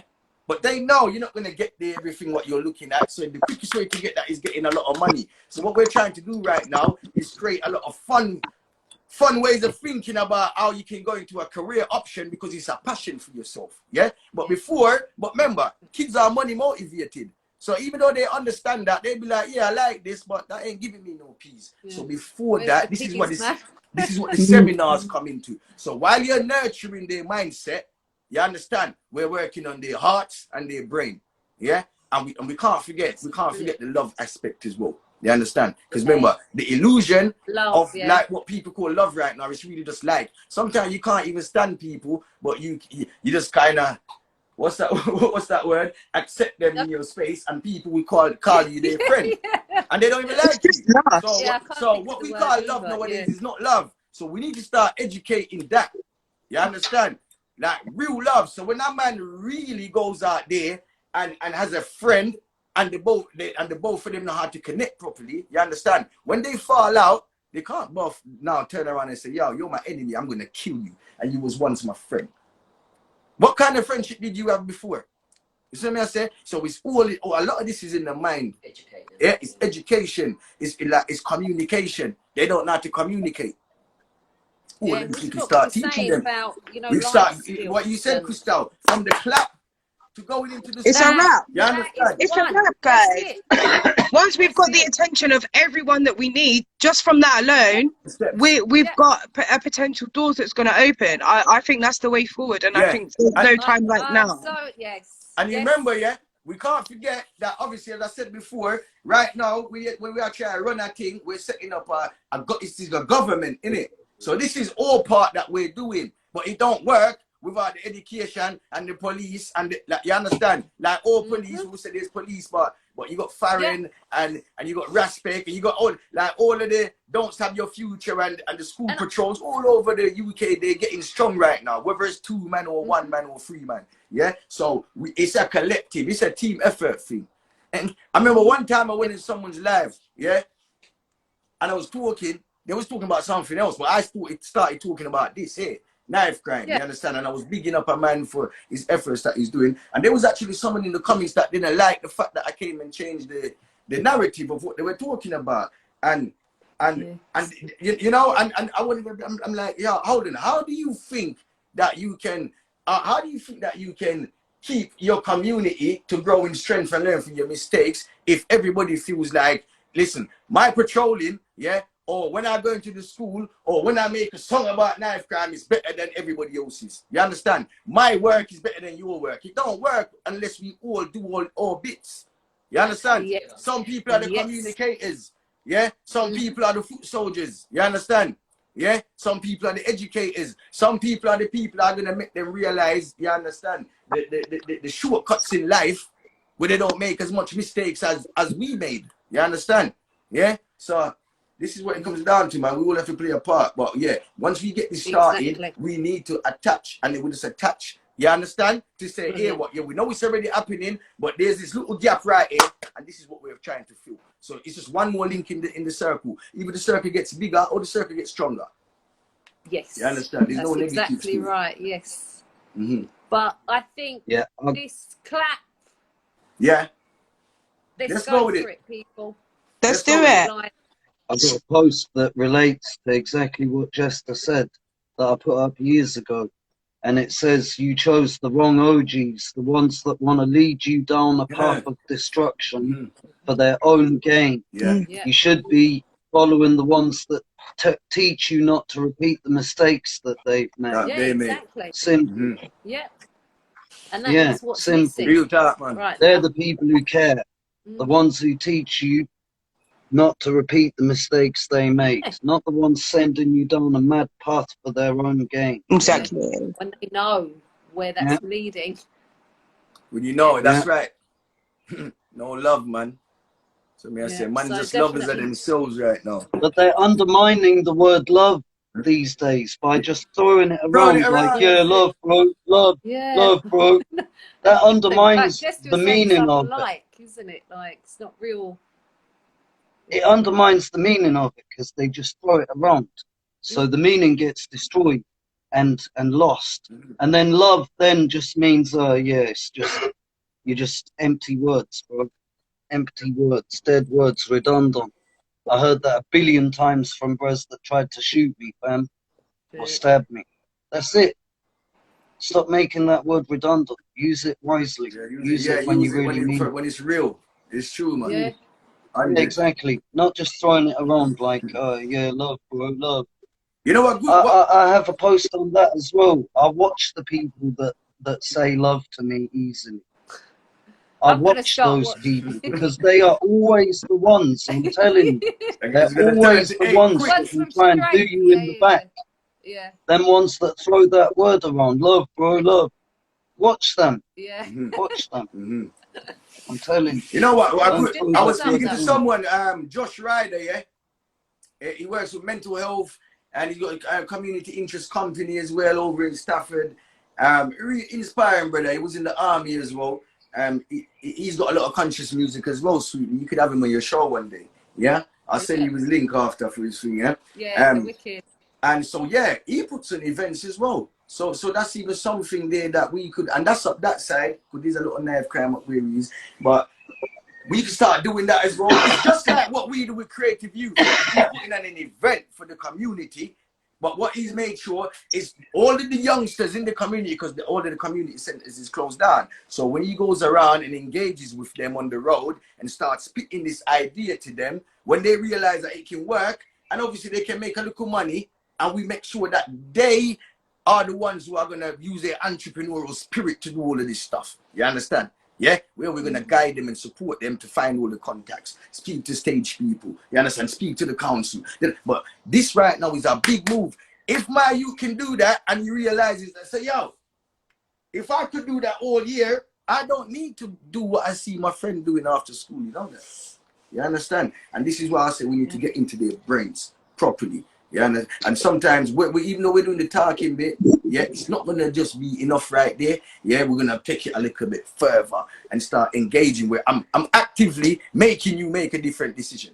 Yeah, because obviously what we're communicating to them to put in their brain is because we want something in that we say to resound in their ears when a man's gonna do something bad. He might remember something that CRYSTALLA said. He might remember something you saw on your show one day, sweetie, or something in your post-romantic serial killer. That's the influence right there. Yeah, that's right. That's what we're trying to do. I had Big June on my show. If we can directly do things to make them make a different decision, you understand? I think they will start attaching themselves. But we have to start with awareness first. This is the first place we have to start. It's the first place, guys. Do you know?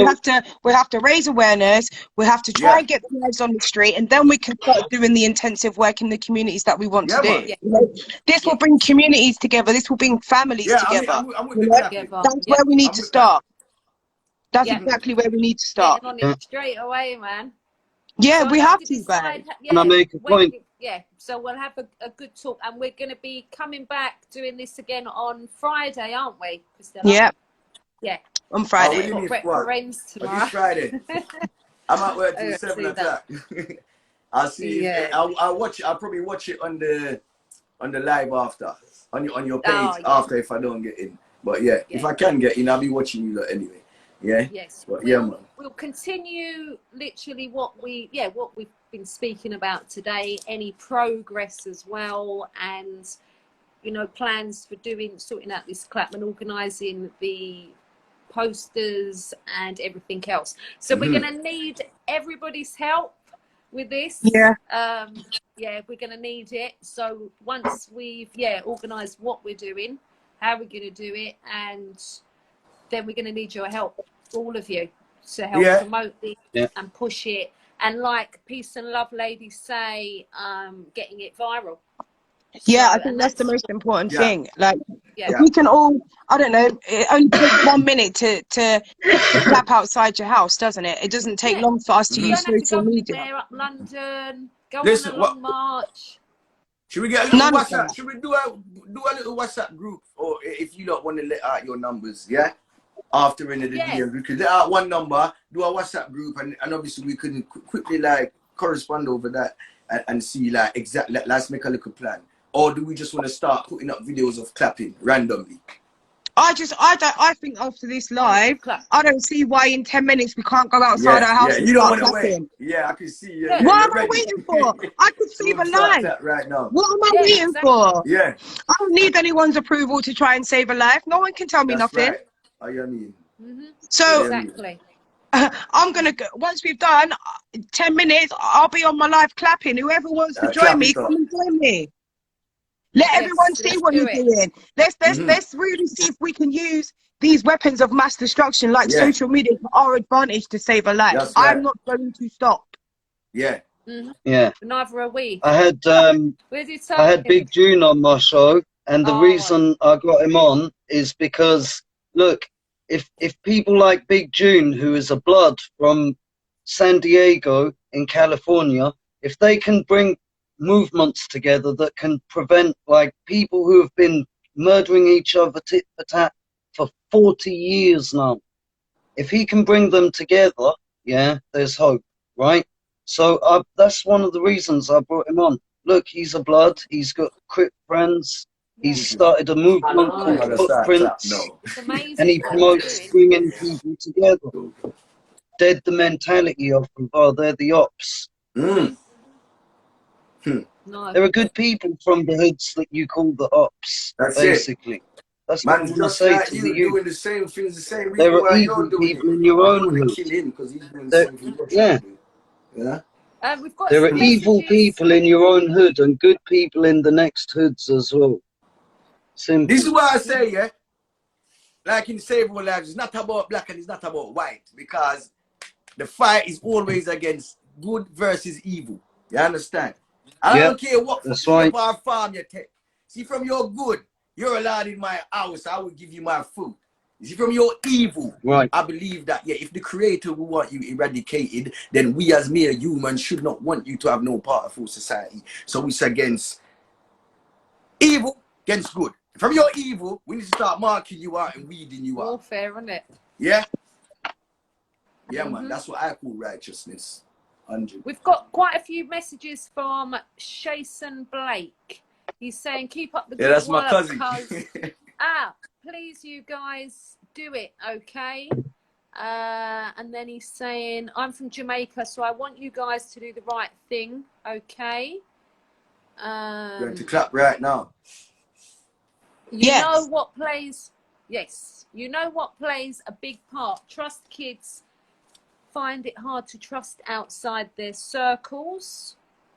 Chasen is, I'm going to do it now. He is, isn't it? Yes, good to big up yourself, man. Let's go.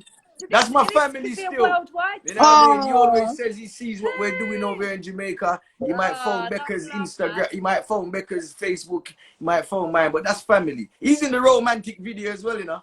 My cousin, he's got the rose gold hat on in the green t-shirt. That's him. Yeah. Taldan Planet Boss, he said, when we used to have community centers and family clubs, there wasn't so much death. It's because the government have shut every one of the community link up. yeah, and they've shut up our resources. Yeah, no, because young people, the biggest thing with young, and this is why we're creating this workshop as well. Because when you're young, you have so much energy, right? Yeah. And what you were saying, that you were saying before, romantic serial killer. You see, the school, it stifles their passions. Before they go to school, your child's asking you every question under the sun. You understand? That's because the brain just wants to know. So when they get to a certain point where when they want to find out who they are, because everybody else is telling them who they are, they need to express themselves. And the community center was playing a part. It was making an impact in when a youth man wanted to express himself. Maybe it was some boxing and he fell in love with it. You understand? And that kept him, kept him on the right path. So I really 100% agree with what he's saying. It's not all of the problems because of the community centers, but it did play a big part. If we notice when they started looking down the community centers, there was killings before, but it started happening more. Yeah, and then we started knowing about it more because the kids had nowhere to go. So you constantly saw these kids everywhere. These kids are growing up with this mentality now, hey, this is how so I'm teaching my youngers. Now I'm 25 and he's 17. You understand? The road is more greasy for him than it was for me. Yeah. I had a good idea, Jester. And I want to know what you think of this as well. You know the phrase, let's take it to the street? Yeah, let's take it to the street. Have you heard that phrase? Let's take it to the street. Why not? Let's take it to the cage. If you want to fight your so-called ops, let's get an MMA cage in a community centre somewhere, set up for that purpose, and you can go and put the thinly layered gloves on and batter each other under observation with a ref. How real get it out like that? Because I think, sometimes the youth really want to swing it out and you can't stop them in that case. So why don't we have an organised centre, take it to the cage, so it appeals to them, the name. Let's take it to the cage. You know what, and they can go to their local cage and challenge their ops. Let's go. You think you're a hard man? Let's do it, bro. In the cage. Well, I like that. I like MMA rules. How do you control the ego after a man wins or after a man loses? Listen, take it to the cage again. That fight? Because if you don't know yourself, take it to the cage again. But if the two people are on the same page before they go to that fight, you know when two paddies have a fight and they have a drink after. There ain't no bad blood. They might argue. That's what I was going to say. We have to encourage the mentality of shaking hands after the fight. No, from before. And spending time together. So maybe in the same centre, have a social club area where they can eat together, for example. See there? Where they can train in the gym together, in the same centre. So there's a gym there they can all train together in towards having their fight. They can all share the kickbags. They can all share the punch bags. But what about the people that can't fight on their own? What about the boys that always need their gang to fucking settle the beef? There's certain people then this centre's objective is to ridicule. I know, but this is what we are saying. The centre's objective is to ridicule. We're gonna have to connect. People are gonna have to connect. Before this fight even happens. Once you realize that, listen, the minute they start communicating, if there's even talks about a fight happening legally, then that means you can save the situation. Because if we indirectly ridicule those people through the advertising campaign. You understand? I'm just going to go on. You see me? So once you hear talks of communication like what you're saying, that means it's not lost. You understand? It can be saved. So it's about making sure that the two people they're gonna understand themselves, because it doesn't matter that if they fight right now and they're cool, a year later after the fight, a man could see you and because of his ego, him say, yo, later, you think you got one up with me? I'm gonna blame you right now. You know? So listen, Tall Don Boss in the comments said rage in the cage, call the event. Rage in the cage, because I know take it to the cage is better because they can just flop it as if it's a threat. Big muscle up boy is gonna do one of those fights, you know what I mean? But I'm just saying, I think it's a little bit dangerous, you know, because of the mentality that I don't know. I think you know? control the environment, let them swing it out in the cage, let them eat together and train together, develop friendship mentality. It's true. Through the actual releasing of aggression. Boxing club similar. Anyway, and you know to what? be honest, and martial arts as well. Yeah, and watch right. this. And after I'm talking about their MMA. differences Yeah. are romantic. Yeah. After a couple of people saw their differences are, I guess what you're saying is some other people should follow suit. You understand? If Yeah, because a lot of people inside, you don't look. like We've all been youths, brother. We've all been young men, brother. Us, me and you. So we know what it's like when we get in a challenge situation. You can't back down. Yeah, but you can't be guys, seen to be weak. we're not So thinking taking about to the cage gives them that outlet, in a controlled environment. Let's get it. Like, nah, yeah, but Right, and through the advertisement campaigns, we can indirectly ridicule the people who don't want to take it to the cage, so to speak. yeah, well, I was going to say, Do you there's get going to me? be a lot of people that don't want to fight and don't want to be forced to fight either. So, Because they you know know, they lose about their enemy with their gang. But then they won't be the ones getting That's right. like some involved in man's those. gonna say, "Well, I'm gangster till I die." It's that. Blah, blah, blah, Yeah. blah, Not on your own, you They know won't them be the one. ones getting into those situations anyway. Man, diss me, I'm just gonna lick off them head. Yeah. Like some people can't get out of that mindset. exactly, that's my point. So, Yeah. if you've got someone that don't want to fight and then you've got someone forcing you to fight, you're in a bit of a predicament, ain't you? Oh, my daughter's texting. So, Yeah, but we wouldn't be entertaining people who don't want to fight. We wouldn't be entertaining bullies who Guy, I'm gonna want have to to go. create but that that's what it situation. is. You know what I mean? It's bullying behaviour. All of it is bullying. And it's But if killing it's all, what I'm saying is that's why it's I'm gonna take it go, to the yeah? cage, I'm gonna because cut it's a off, I need street to go. level. Yeah, Yeah, we need to It's a street Guys, level type thank you. threat. God, I don't think they can hear me. I think my line must be lagging. What? No, what did you Oh, say, sorry, Jester? bro. Sorry. Yeah, sorry, sweetly. I'm saying I'm gonna have to go. I need to make a phone call quick. Like I do and call. But thank you very much. The conversation. I don't even want to go. The conversation is so nice. But this, Yeah? listen, we're going to be doing this a lot, so get used to it. All right. Yeah. It's all about. No, yeah. I'm gonna solutions. send I'm gonna send a number. Let's make a group and let's get this clapping on the way. Yes. Let's clap out the Yes. whole of this Yeah, month. let's make a flyer. Yeah. Let's get it Let's clap out the whole of the month. Yes, every man. Monday night at 7 Yeah, o'clock. by the end of the I'm going to month. beat you guys to it. I'm doing it after the live. I don't care. I'm going to do it as well. Yeah. Going forwards, when like with promos and everybody's coming out, man. Like I'm envisioning it now. And then, Yeah, I think What a Guys, there's oh no, my God. there's no, Yeah, man. Big up. One love every time. Yeah, Thank love you. to you and Becca. All right? Yeah, Love man. you. Bye. Yo, Love see you. you. Bye. Hey, change that name. That name used to be Serial Lover in it. Why didn't you change it to Serial Killer? Yeah, I think you're gonna have to now. Bless up, you got love. Yeah, man. Bye. Hey, enough Crystal, love, take care. We're gonna connect. And you too. God bless, guys. God bless. Yeah, enough love. Aw. Yeah. Oh, that was lovely. Oh, and oh my God, I'm so glad you had the idea, man. It's the one, isn't it? It's the one. The CRYSTALLA clap. Say no to knife Yeah, crime. there's nothing.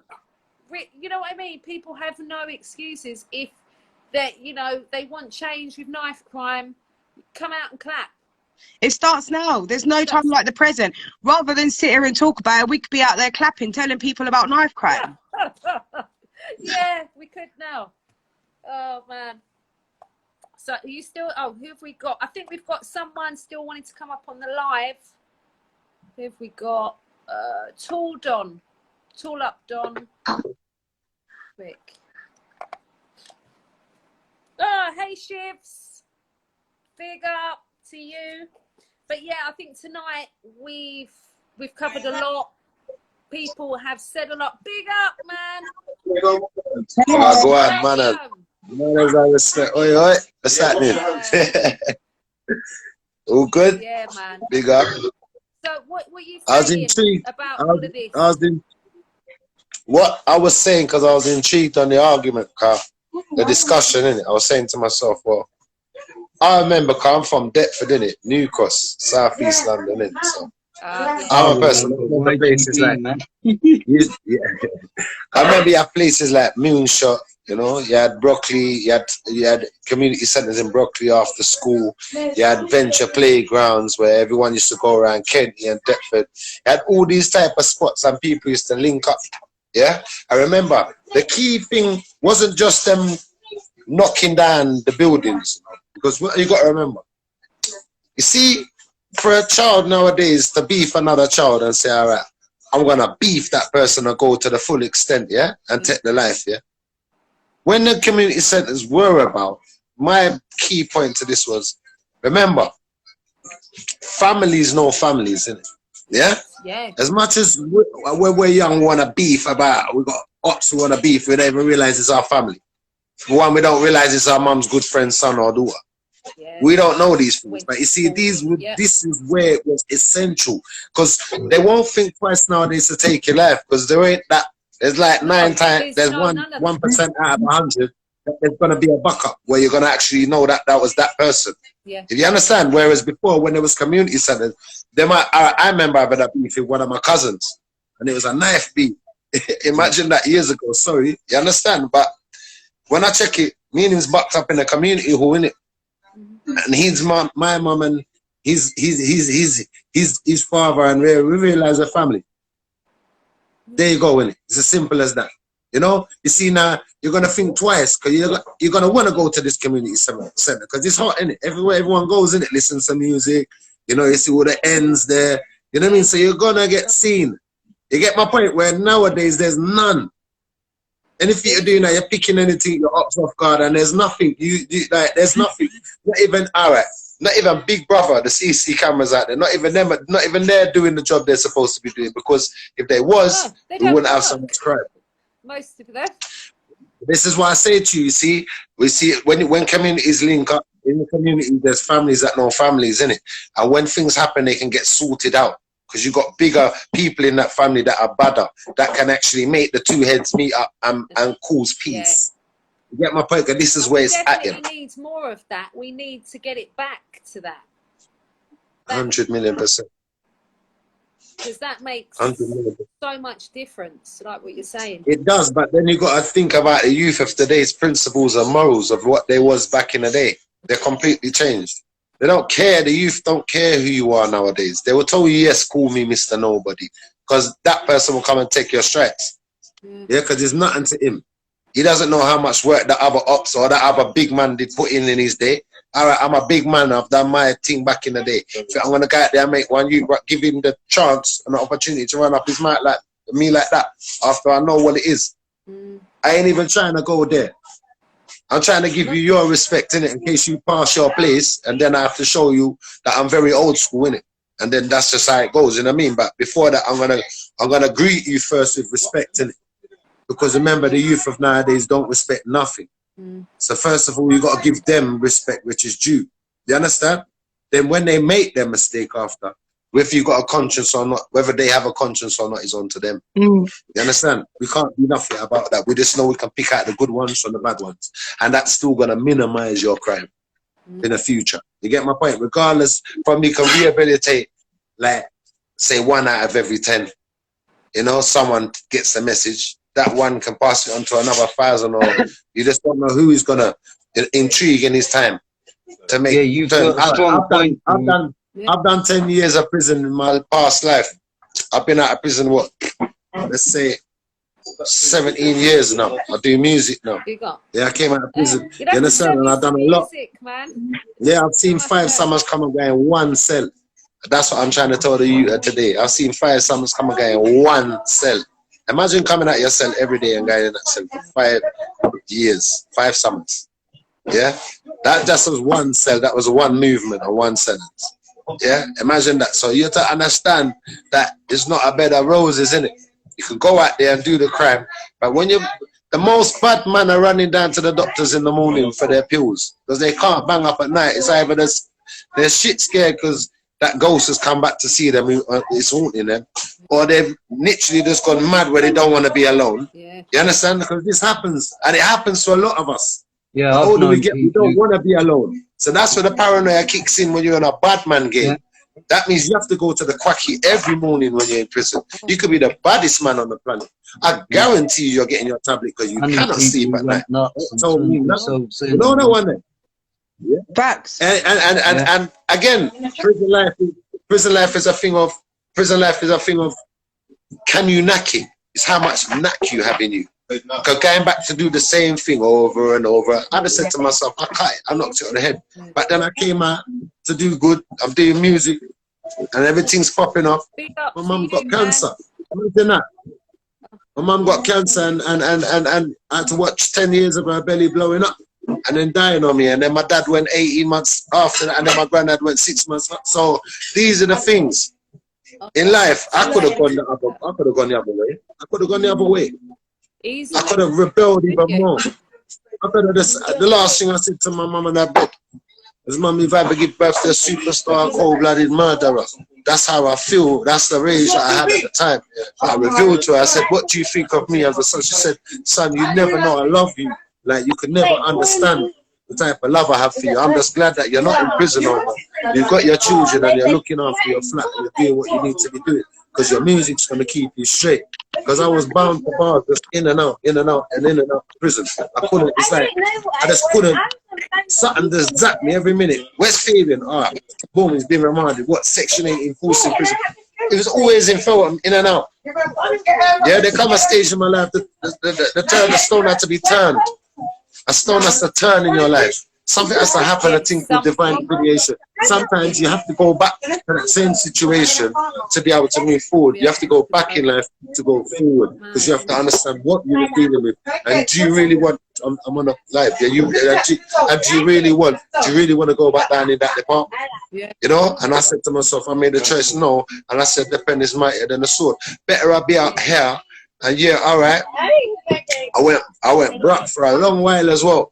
But I preferred the brokenness, yeah, and just having natural life and waking up and gonna open my door and no one telling me nothing, my dignity and my pride and everything is mine. You get my point? These are the realities of what the youth don't understand. They're easy to quick to throw away because you don't love yourself. If you love yourself, you will not be wanting to go where nothing dark.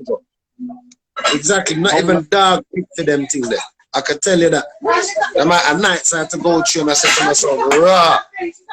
When that door closes, you go behind that door, it's you, till morning, watch yourself, yeah? It's you until the morning. That's you until the morning, whether you press your bell or not. And remember one thing with prison life, you're gonna do the sentence, whether it's in hospital, in the madhouse, either they're gonna make you get through that. Yeah, you're gonna have to deal with it. It's called a sentence, isn't it? Yeah. And there's a lot going on there. There's a lot. I've kept away from it for 17 years. I went to a court case over one. I think it was over a car offense. The judge commended me. He said, Mr. Flanders, I cannot believe when I look on your previous of Section 18 and GBH and robberies, flying counters and that, all you name it, I can talk about it because I've been cleared of everything in it. You understand? So these are where I'm coming from. Deptford, New Cross. You get me? You know. You just know what it is growing up from 1979. So you know them errors is it's very old school, very rough, very much you have to be out there on your ball game. Yeah? I was very much discriminated as a kid, where I reflected on the knife. Where when I drew this out and done something, you left me alone. That was me, innit? That's what I realized. All right, I've had enough of all of you and what you're saying. You think because I'm light skinned and you think I've got this pretty thing, I'm just gonna try and take liberty. I'll show you I'm a nutcase. Yeah? Nothing of them even know that Ronnie and Reggie Crazy is my nan's first cousins. Yeah? The Colemans. Yeah, the nutters. yeah. But I just don't talk about it. I keep it one-sided. I say to myself, you know what? These people really want to be drawing out my alien for me to go down this wrong road. When I check it, I come out of prison when I was 26. I had no children. Imagine that. I had my little cousins, them say, yeah, I've got twins coming. So what was I dealing with? I had to go on my knees and pray. The amount of things I've done in my bad life and got away with, I thought I got away with. But when I wanted to move on with the right things in life, all these things come and hit me in Big up karma. to you, man. Turning your life Bro, around. if you don't get caught for it, you get set up for shit. That's what I've been on happens. Yeah. I since can I come out speak of the music. firsthand.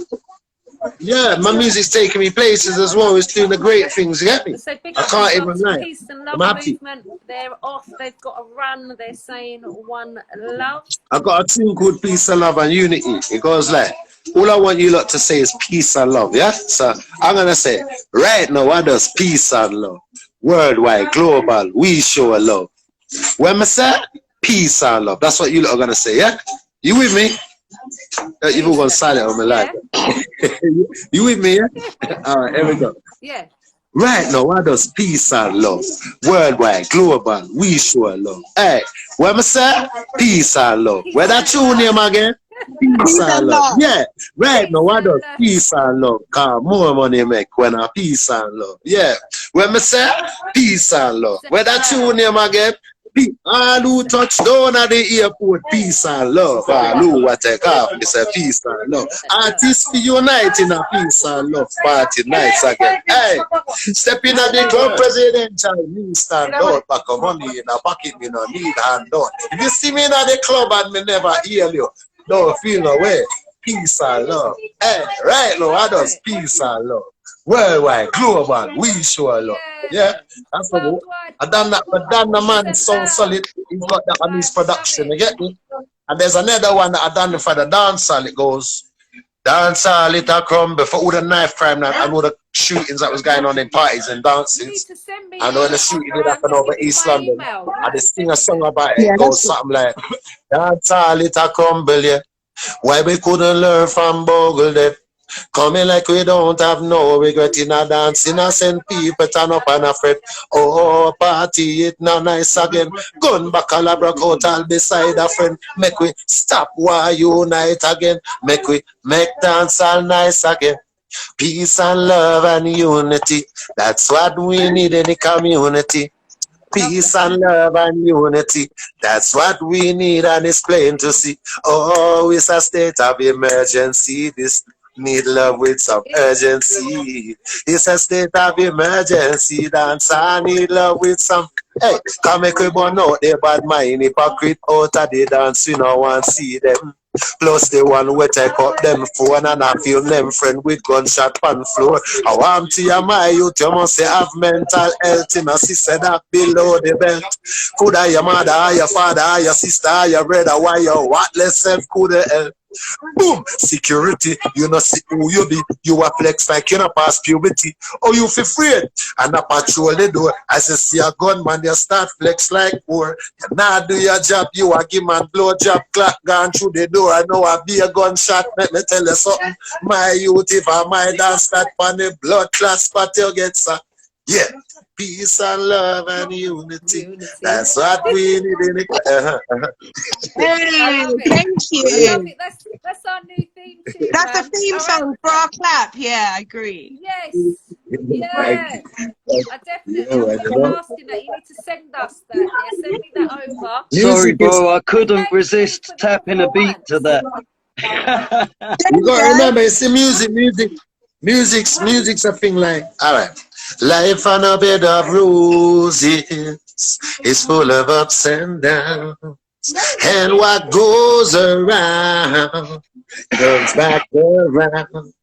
No one's promised tomorrow. Time waits on no man. So I can't sit down, gotta live my life while I'm still young. But mine is family to sink in something and it will bring you down. Even when you're gone, the world won't stop. It'll keep turning around and around. It'll keep turning around. Yeah, yeah. You're not alone on this raggy road. Yeah. Music and all that. Bro, do you remember YGB? Sweet, I got do you remember YGB? Alright, let me explain something to you. See the GB record now, Coley on GB record. Alright, here what? You see the Chin Chat God? You remember that Chin Chat God? Say them a chat hard, but wait, that's me on the hook of that. That went 1 million views. Right, so Yeah, we're over 1 gonna have to million. listen. We're gonna have to locking off now. All right. Yeah, We're I'm gonna have to go. Yeah, all right, Bye, Petals. Bella. No, All right. no problem, Petals. Yeah, that's all right. No, do you know? Yeah, we're gonna go and start doing a clap. So we're gonna literally come off here, go outside our house, clap to raise awareness for dropping knife crime, and we're gonna do it as many nights as we need to until we start getting some recognition from people who can help us. Yes. That will work. That will work. That sounds good. I'm in for that. I'm working with that. Yes, good. Right. Let's And go. we're gonna promote the live What about band air raid tomorrow. sirens? All right. Does air raid sirens count? Yeah. You what, mate? I didn't quite Right. get that. What was that? Bless up. Does air raid Right, sirens give us a count? good clapping out there. Yeah, I was doing that when they were clapping for the You guys NHS. too. Air raid Well, sirens. all right. Love you lot. Love. Baked potatoes. See you Hey. later. See ya. All right. Lord, what should we say? Are you going to do a separate one now then? Oh, hang on. I'm still here. Hang on, because I'm just going to lock off the live. Yeah, let's do that. Yeah, I'll lock off and then join yours. Peace and blessings. Yeah, I'll request you. Okay.